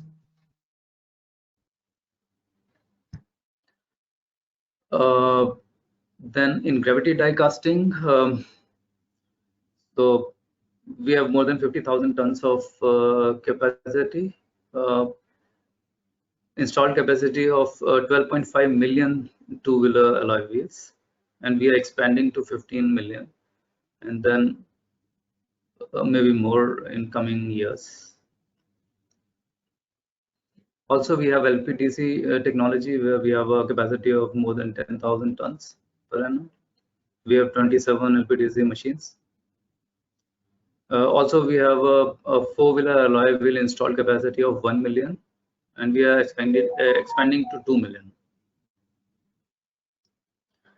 We have a plant in for carbon composite. I don't know much about it, but then this is what we have. Customers, we have these are our valued customers. Hero obviously is our group company, so a majority of our business comes from there. Then we have TVS, Ather, Ford. Also, we have tier 1 domestic customers: Bosch, Denso, Mendo, and many more. Then we have export customers: Ford, BorgWarner, Wabco, Bosch, Brose, Magna, Getrag, Ives. So now I come to our presentation, where we'll discuss about the market scenario alloy wheels. So if you see the volume of the four-wheeler vehicles in India is rapidly dropped from 2018-19, where we were peaking at around 4 million for four-wheelers, and last year it was around 2.84 million. So that's the grim situation which you can see everyone experiencing it, and but the future looks great, so we'll discuss about that. If you see the four-wheeler, 40% of the business is from the alloy wheel. The share of business is alloy wheel. 60% still it is the steel wheels. And it is expected that within next 2 to 3 years, this 40% penetration will increase to around 70 to 80% penetration. Similarly, in two-wheeler vehicles, if you see again, the peak happened in 2019, 24.5 million two-wheelers, and then it dropped to last year 18 million. Here, if you see, already we are at a much better penetration of alloy wheels, around 70%. And if you see many companies like Hero, it's more than 95%. So TVS and Hero probably is the major contributor in alloy wheels. and we expect to go up to 90% in next 3 years. So the key points here is that the four-wheeler alloy wheel market share is expected to grow from presently around 40% to 80% in next 3 to 4 years. Two-wheeler alloy wheel market share is expected to grow from present 70% to 90% next 3 years. Overall market is expected to grow by around 8% CAGR. Maybe what we are trying to say here is that whatever peak we achieved in 2019, in next 2 years we will be reaching there. For example, in two-wheelers we will be reaching 24 or 25 million vehicles in next 2 years. So if you see, around 40% of the alloy wheels are still sourced from China, and this will change. We all expect to change because of the current geopolitical scenarios, and therefore we'll have to really grab this opportunity. So this is a challenge. So two-wheeler EV market is also expected to grow rapidly, and most of the EVs will have alloy wheels, obviously because of the weight consideration. Efficiency depends a lot on the weight of the alloy wheels. Now I'll just go to the key benefits which the alloy wheels have over the steel wheels. If you see, the styling is the key benefit. In alloy wheels we have various like diamond cut, aerodynamic designs. There are so many styling options we have, and the aesthetics is far better than the steel wheels. So that is an advantage.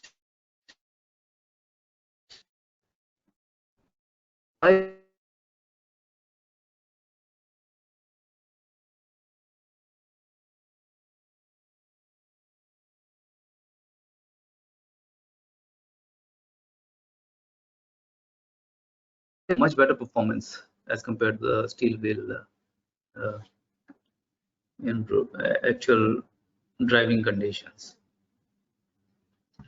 Corrosion resistance is another important criteria. If you see, alloy wheels have much better advantage over steel wheels for this. Then if you see, the alloy wheels are tire friendly, as explained earlier also by Mr. Ravi Shankar.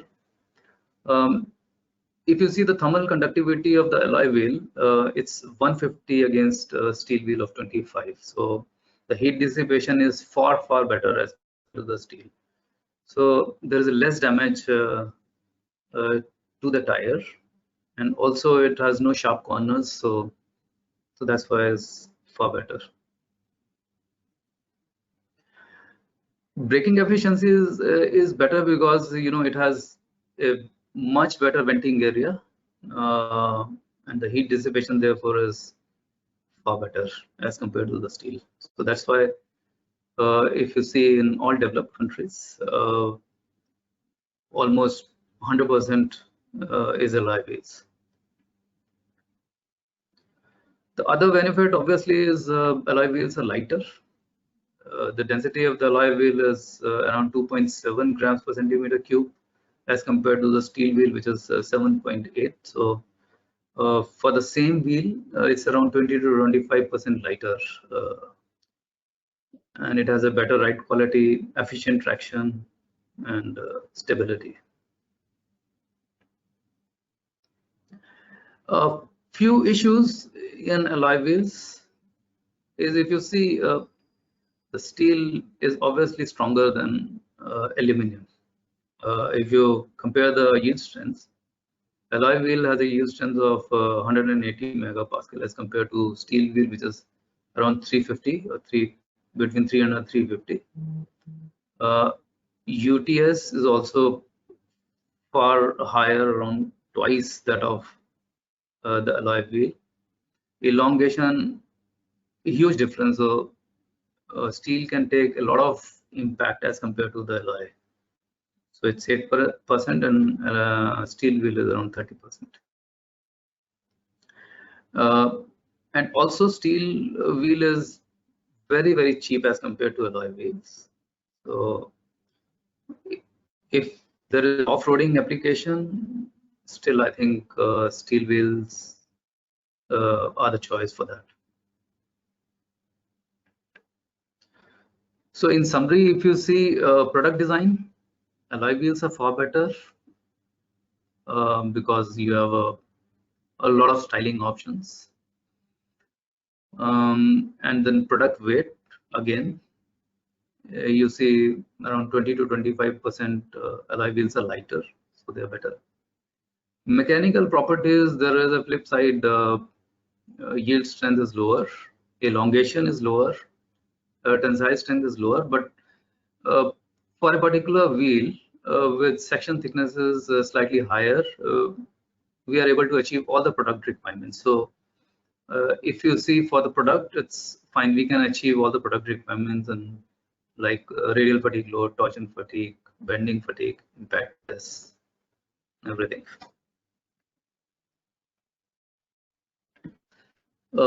As far as the product quality, obviously the dimensional stability is much better. So alloy wheel is better there. Heat dissipation is better in alloy wheel. Braking performance is better. This is far better for tubeless tires. Corrosion resistance is better. High speed stability in alloy wheels. Lead time to development is slightly higher in alloy wheels as compared to steel wheels for four-wheeler. For two-wheeler, almost similar.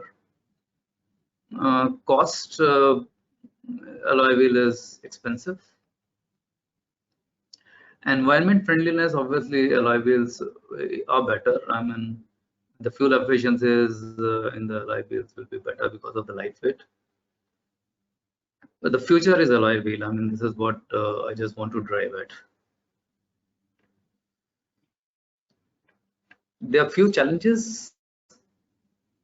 If you see for alloy wheel, there is a very heavy investment, which obviously has a risk of redundancy if there is any technology change, which is there are various things which are going on, and you should also have the capacity to invest. Right now, the inefficiencies in the alloy wheel manufacturing across all the organizations in India is fairly high. We have high reject rates and productivity, low productivity, So that needs to be drastically improved if we have to really compete with other countries, especially China. The level of automation may need to be increased. The pool of talent, which is also a very critical area, I think we need to really do a lot of work, especially in India in this area. Then the understanding of the metallurgy in India is, I mean, we really need to improve as per us. And then there's a high volatility in aluminium prices. This is continuously increasing, so that's another challenge, I would say. Then there are a few new trends in design and technologies. Like, for example, now we have a scooter which is recently launched, which has a common wheel. The front and the rear, both the wheels are common. Normally, we have a different design for a front wheel, and the rear wheel is different because of the rear wheel has to drive, so it has to have a driving mechanism. So, but in this case, this is a very welcoming positive trend, because if we develop one wheel, all the energies have to be put in that, and the cost would be less, the development time would be less, productivity can be much higher. So this is one area which is people are working on. The other area is the high pressure die casting. People are working to develop the wheel. If we are able to develop it, many people are trying. If we are able to develop, there will be definitely very high productivity as compared to the gravity die casting and low pressure die casting. Cycle times will be almost 1/3 or maybe less than that. The weight of the part can be reduced drastically because of the section thicknesses. The finishes can be better, and then I mean the machining margins and everything can be reduced. So overall environmental friendliness will improve. You can also use a secondary alloy in that case. The challenge here is that it is difficult to achieve the test requirements, like especially the elongation. In case of high pressure die casting is generally very low, and wheel is something where you need to have a good impact strength. So that is one area everyone is struggling, but I'm sure this will be developed very soon. Some people are already doing this in countries like Philippines and Thailand. Honda is doing it. So then there is a new technology which is there, which is coming very fast, is the semi-solid technology for wheel development. So that will have a benefit of both high pressure die casting and the strength of the low pressure and the gravity die casting. So it will have less weight, obviously, high productivity, better finish, lower capex. So all these things are there, and I think that's all. Thank you so much for your patient hearing.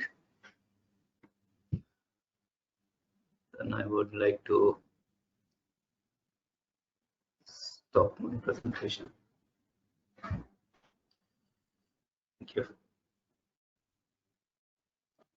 Thank you, sir, for your excellent presentation on alloy wheels, future and its challenges. It was really an eye-opening experience for all of us, and it propels us to be prepared for future technologies and other challenges as well. Now, for the final presentation of the webinar, I would like to welcome the next speaker, Shri Harish Joshi ji. Shri Harish Joshi is currently working as manager in Component Testing Lab at the International Center for Automotive Technology, ICAT. Shri Harish has worked extensively in the field of component testing and validation. He is responsible for design validation programs of automotive and non-automotive products alike. He has been instrumental in setting up facility development for components testing and is responsible for project planning and management at ICAT, and has a proven history of problem solving. He has a record of proactive delivery and commitment to meet deadlines. We welcome you, sir. Shri Harish Joshi will be presenting on the topic ICAT's test facilities for wheel rims. I now hand over the control to Shri Harish Joshi ji. Sir.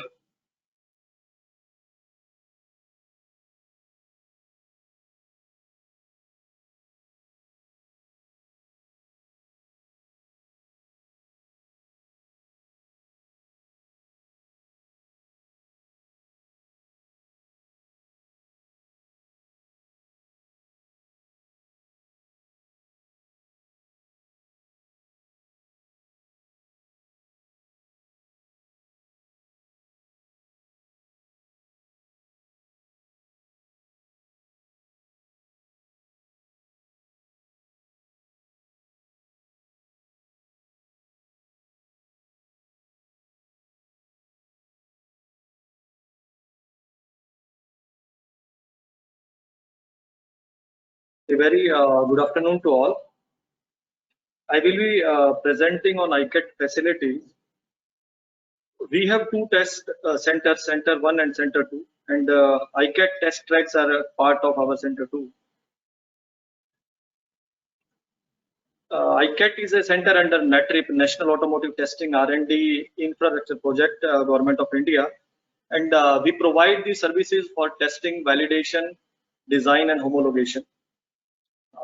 We have started operations in 2006, and as on date, the head counts are 575 procs. And our location is Manesar. It's around 38 kilometers from Delhi airport. And in area wise, in center 1 we have 8 acres of land, and in center 2 we have around 47 acres of land. Our mission is to lead world-class R&D center assisting the automotive industry in the field of certification, technology, design, test, and validation. Our mission is to assist industry in adopting the cutting-edge technology in component and vehicle development, and to adopt the world-class practices in design, innovation, and technology services, and to build the technical expertise driven by the teamwork and commitment. And our mission is to deliver the total customer satisfaction by providing the quality services, and to establish the global benchmark in the field of automotive certification, testing, and R&D. This is our organogram. We are under Ministry of Heavy Industries and Public Enterprises, Government of India.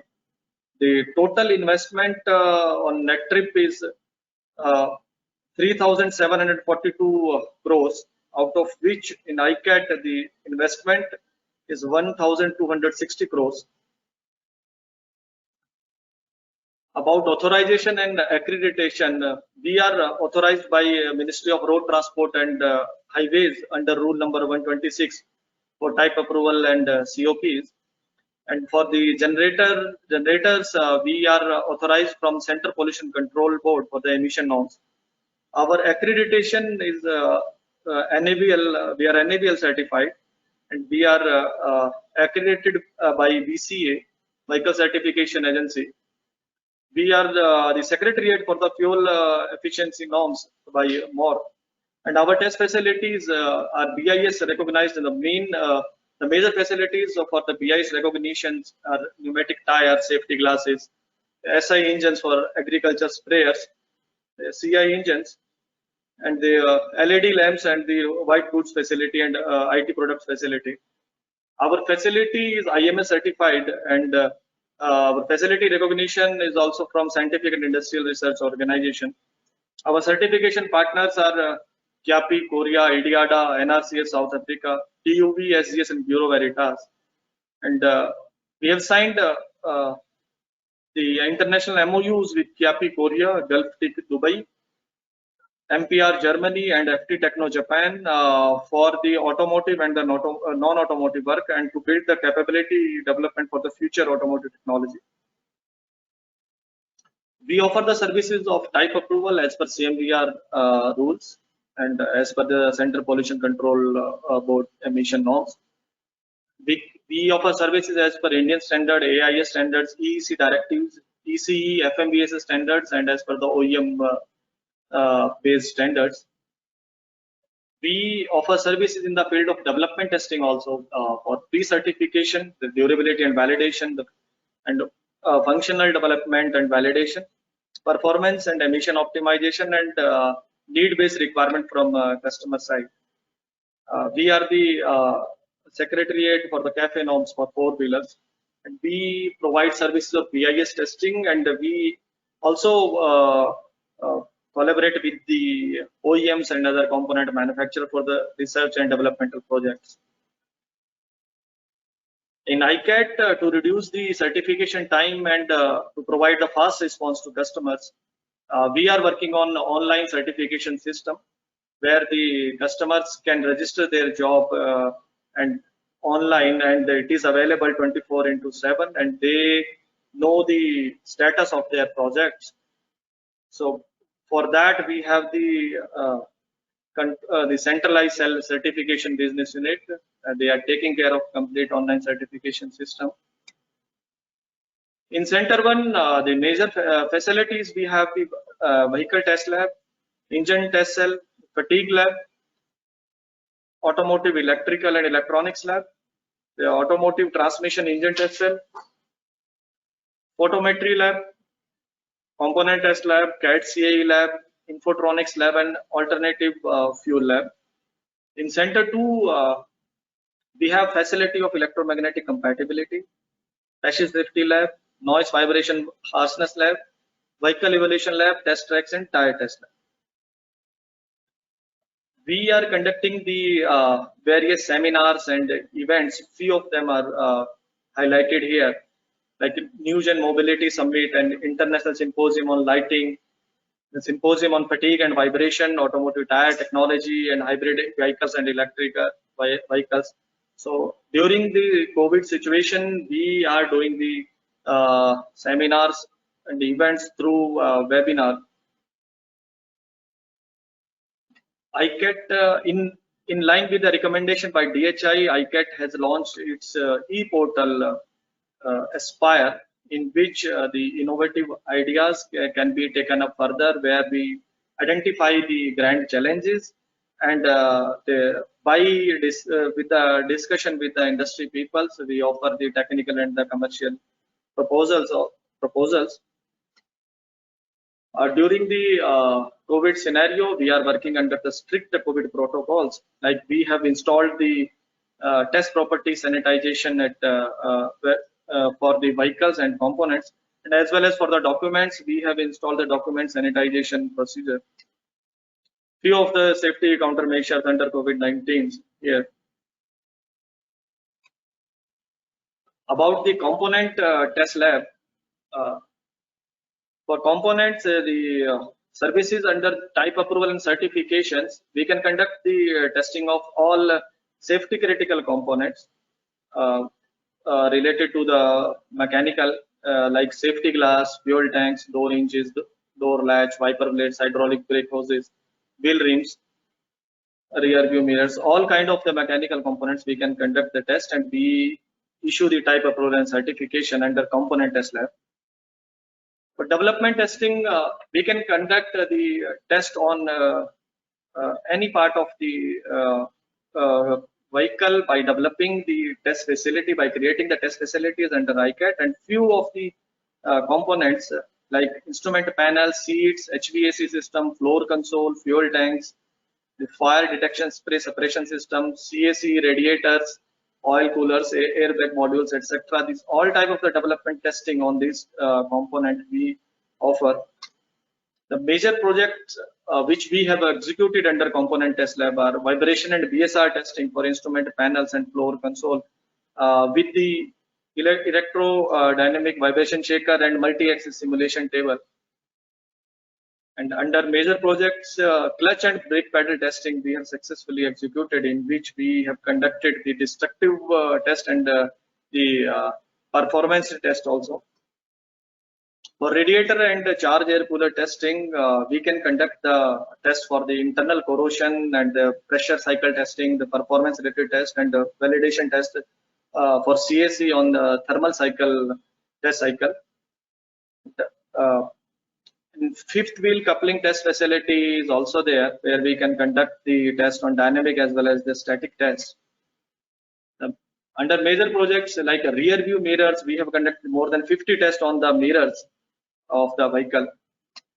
And on roof liner materials and the headliner material can be tested on degassing tanks.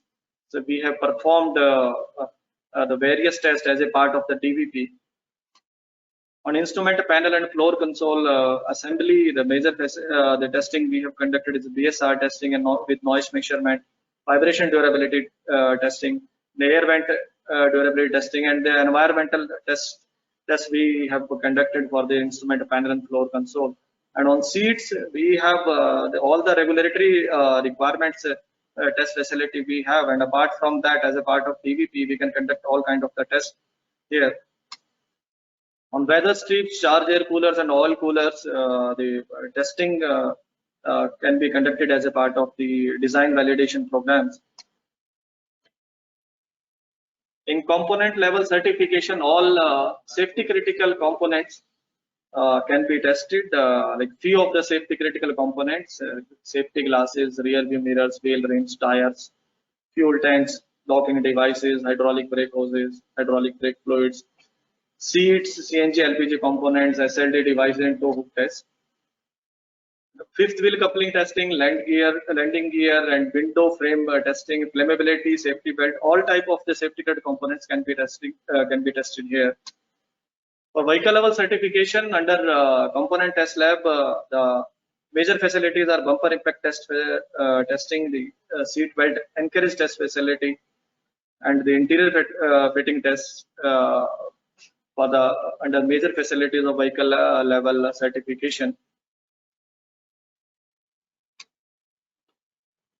In the for wheel rim test facilities, we can conduct the test as per the Indian standards 9436 and 9438, for which the maximum bending moment we can go up to 50 kN-meter, and the wheel rim size up to 24 inches can be accommodated.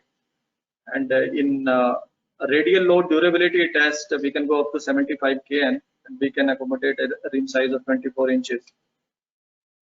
Under major facilities, the plastic fuel tank fire test facility is available at ICAT for four-wheeler, and the CVs also, wheel loaders, etc. Under interior fitting, we can conduct the test as per the IS and ECE standards. Safety seat test facilities for buses, we can conduct the test as per the AIS 023 standards. Safety belt test facility is available as per IS 15140, and all the test facilities under NABL. Under major test facilities, we have the vibration test benches available in ICAT. Total 7 vibration test benches available in ICAT, out of which 2 we have mentioned here, 6 ton capacity and 1 ton capacity. Apart from that, 5 more test benches for vibration are available. Test facility for charge air cooler, where we can go from ambient to 200 degrees centigrade of the high temperature of the air can be maintained with a maximum pressure of 5 bar. This facility can be used for the charge air coolers. For oil coolers, we can go up to a maximum pressure of 3 bar, and the coolant temperature we can go up to 180 degrees centigrade. So this can be used for the oil coolers and the radiators also. Seat belt encourage test facility we have for the safety belts. We have the capacity up to 30 kN. FTSS test facility is available as per AIS 135. In tilt test platform, we can go for the rollover stability test for M2 and M3 category, and the length of the platform is 20 meters, and we can go up to the maximum load of 50,000 kg, and the maximum inclination angle up to 60 degree. Survival space and cap pendulum test facility, the impactor mass, the maximum we can go up to 1750 kg, and the regulatory norms is AIS 29. Coupling devices and fifth wheel coupling test facility, the maximum capacity of the actuator available with us is 1300 kN capacity for the static test, and we can conduct we have the, apart from that, the pneumatic actuator facility is also available for the coupling devices. Related to the environmental test facilities, we have the range of the test facilities available for the thermal cyclic chamber and the walking chamber, thermal shock chamber, cyclic corrosion chamber, salt spray, ozone, all kind of the environmental test feasible, ranging from 1 meter up to 6 meter of the facility. The upcoming test facilities under component test lab are helmet test facility as per IS 4151 and the brake lining test facility. Now coming to the specific for wheel rims testing, the applicable test standards for 2 and 3 wheeler vehicles, the type of the wheel rims like aluminium, sheet metal, and spoke wheel rims. The applicable test standards are AIS 73 Part 1, Part 2, and Part 3, and the IS 16192 Part 1, Part 2, Part 3 standards. And for passenger cars, quadricycles, mini goods carrier, and trucks and buses, IS 9436 is, and 9438 are applicable. Our wheel rim test facility is authorized by MORTH for issuance of the type approval and COP. And our facility is NABL accredited for the 2-wheeler, 3-wheeler, 4-wheeler, and heavy commercial wheels. And facility is also BIS recognized as per IS 16192 and IS 9436 and 9438. The services under wheel rim tests, we offer the certification and development. The certification can be done as per IS standards and AIS standards. The type approval and COP testing we offer. We can conduct the test as per the SAE and GSO standards. And we have developed a few new facilities like pendulum impact test, rim stiffness testing as per the OEM requirement. Then we conduct the testing for wheel rim molds validation, and the environmental testing of the wheel rims can be conducted. Under IS 16192, all tests, the bending moment test and the radial load durability, radial impact, torsion, and air leak, all tests are available. For IS 16192 Part 1, we can go up to maximum bending moment of 5 kN meter, and we can go up to the maximum wheel rim size of 18 inches. The radial load durability test rig, we have the dual station test rig where we can go up to the maximum load of 20 kN, and we can go up to 18 inch of the wheel rim size. In radial impact test rig, we can conduct the test up to 1000 kg capacity, and the maximum drop height is 250 mm. In torsion test rig, the maximum bending moment we can go up to 3.5 kN meter, and the maximum wheel rim size we can go up to 18 inches for two-wheeler wheels. Air leakage test rig is also there, air leakage test, which is for the tubeless tires. And in Part 2, AIS 73 Part 2 and IS 16192 Part 2 is applicable for the sheet metal wheel rims, where the same facilities can be used. For the spoke wheel rims, IS 16192 Part 3, we have the facilities of the universal test machine servo hydraulic actuators.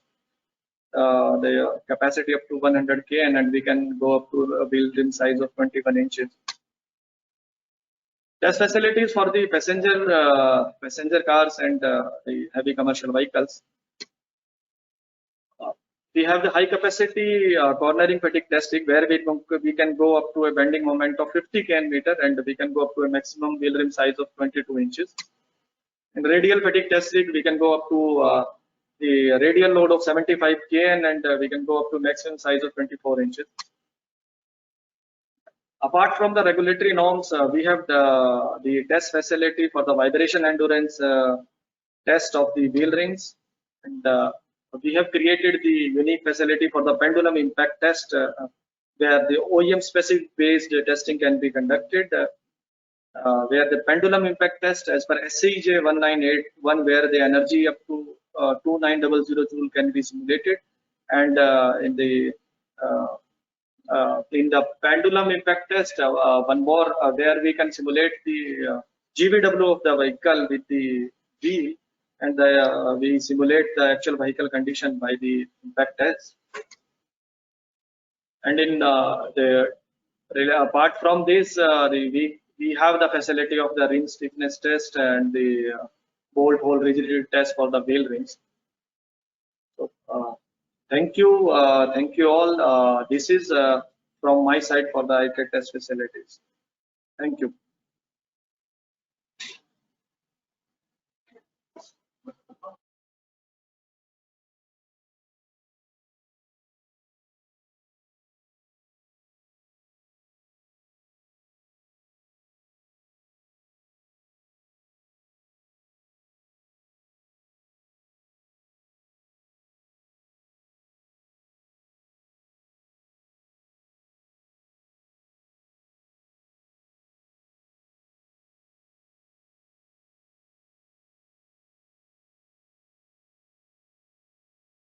Thank you, sir, for your excellent presentation regarding the facilities available with ICAT. We will now take a few questions here. We have received many questions, and we'll be taking just a couple of them right now, and the rest of them shall be reverted on mail. First question is from Mr. Prakash Kot for Mr. Ravi Shankar. The question is, what is the future for carbon fiber wheels and wheel rims?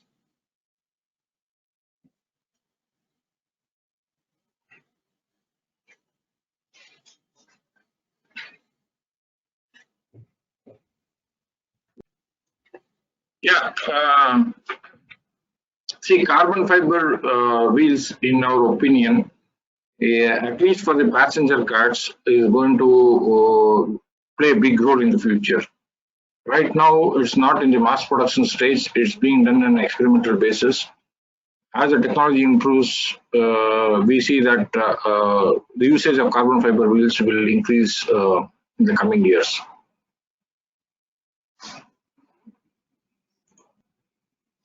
Thank you, sir. The second question is also for you.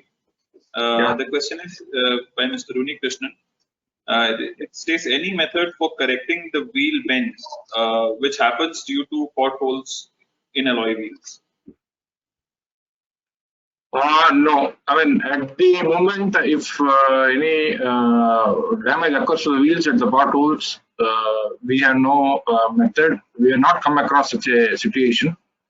However, when we have some warpage issues in the in-house, we have some method of doing it.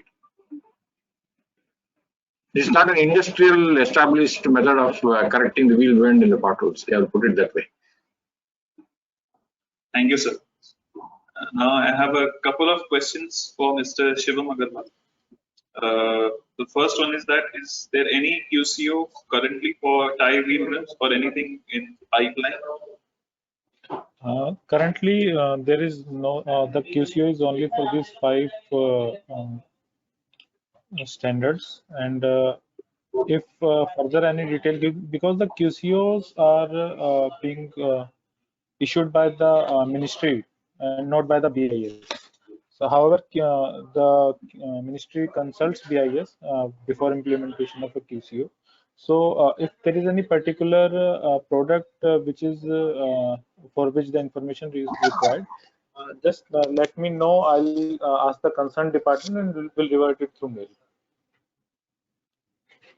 Great, sir. Thank you. And one final question for you only, sir. This comes from Mr. Nitish Seth. It is regarding ISI licenses for foreign manufacturers. Since the travel restrictions are in place, so how does BIS plan to get through that? See, the last date of implementation has been extended till 22. So I hope that by that time the things will, get better. And the option 2, which I mentioned during the presentation, that is not applicable for foreign manufacturers. The foreign manufacturers can only apply under option 1. So the expected time is 90 days, the grant of license in that case. So we hope that the things will be better, and the inspections, as soon as the inspections will be started and the we receive applications, we will carry out the inspection. Thank you, sir. For the rest of the questions, I would request the delegates to kindly mail us with your queries, and we will definitely revert to you in due time. Now we'll move forward towards the end of the webinar, and for that I would like to invite Mrs. Pamela Tikku, Senior General Manager ICAT, for delivering the vote of thanks for this webinar. Ma'am.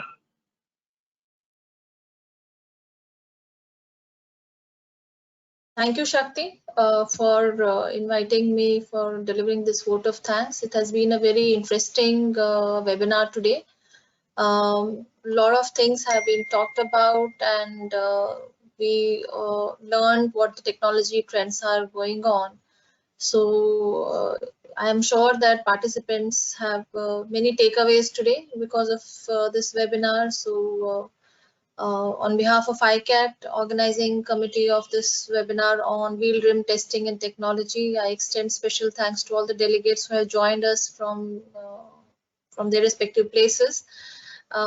So virtual world has made and enabled larger participation and more participation than physical one, and I'm sure that today's discussion, which were touching upon on what all the different technological trends, what are the testing and certification and technological requirements which would be required for developing wheel rims in India, or global trends, what is happening, must have brought in a lot of value to the participants today.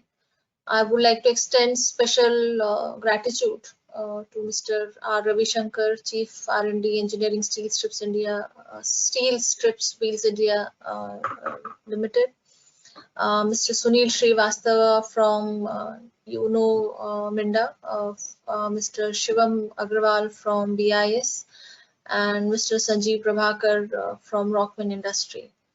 To be part of this interesting discussion today on the emerging trends on technology development of wheel rims. See, a lot of things have been brought out in this webinar today. That one is how the technological trends are going on, how the wheel rim technology is moving from steel to alloy wheel and then to composite carbon fiber based wheel rim technologies. The advantages of each have explicitly been defined by the speakers today. Mr. Shivam Agrawal touched upon the requirement of BIS licensing and QCO. What are the simplifications in the processes for gaining the license have been done to enable larger participation of industry in this sector. I basically look after the Aspire initiative of technology platform and ICAT, in addition to my responsibility as Chief Business Officer for Center 1. And under Aspire, I'm very interesting and happy to know that wheel rim technology has been identified as one of the key technology areas where we can do certain local development in both in terms of technology, raw material, process development. However, in today's detailed and elucid presentation on what are the technological trends, how the integration of IT and AI and smart manufacturing is built into the manufacturing setup to enhance the productivity, to enhance the efficiency of the production, has also been touched upon.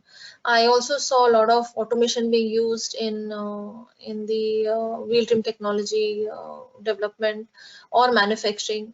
So my request to the panelists today present here and the participants today is that in the Aspire subboard on this wheel rim technology, we have not brought about certain key areas where this group can work in developing technologies locally. So let us not only focus on raw material development, let us also focus on how can we locally develop certain equipments. For example, you touched upon robos you have been employing in alloy wheel manufacturing, or for that matter die casting machines, whether it is high pressure die casting machine or low pressure die casting machine. I'm sure that all of you have dependency on import of these machines. Or material handling, the automation in the wheel rim manufacturing which has been demonstrated. There's a lot of automation which has happened in the material handling of the manufacturing plant also. So I would request that if we can identify what are the products on which the imports are happening in this sector also, and if we can prioritize and see if we can do local development of these machine tools, material handling equipment, process equipment, or for that matter even in automation, development of artificial intelligence and IT based system improvement. If there are certain small projects to large projects which we can think of developing, it will be good for the country and also good for the manufacturing sector. So I really request all the people who have participated in this to put in their thought process in this and how we can broad base and bring. I mean, let's not only focus on raw material technology. We can in your manufacturing setup what kind of imports you are doing, what are kind of machine tools you are importing. And that will be great value if we can conceptualize certain projects and we can work together in developing those technologies. And government is wanting to do it. You might have heard about Atmanirbhar Bharat Abhiyan. So there is a SIAM annual convention going on. So there's a lot being talked about Atmanirbhar Bharat Abhiyan. There's a lot being talked about PLI schemes and how to enhance the manufacturing capability of the country, and what is the role of automotive industry in the GDP of the overall economy of the country. So this small sector can also be focused, and we can develop certain technologies locally. With this, I would like to congratulate all the organizers under the able leadership of Amit Karwal, Harish Joshi and his team to organize this webinar today, and for all the speakers who have spared their time to be with us, shared their valuable inputs, shared their experience in this typical sector, as I'm sure would be very helpful for all the participants. With this, I would like to thank all, and also Shakti and the ICC team for organizing this webinar. Thanks a lot, and I hope you have safe and better year this financial year. There are already people talking about that this financial year is looking slightly better than the last year, and I hope and pray that all of us come out of this economic slowdown, which is due to many reasons, and one reason being COVID also. Thank you so much. Be happy and be healthy. Thank you so much.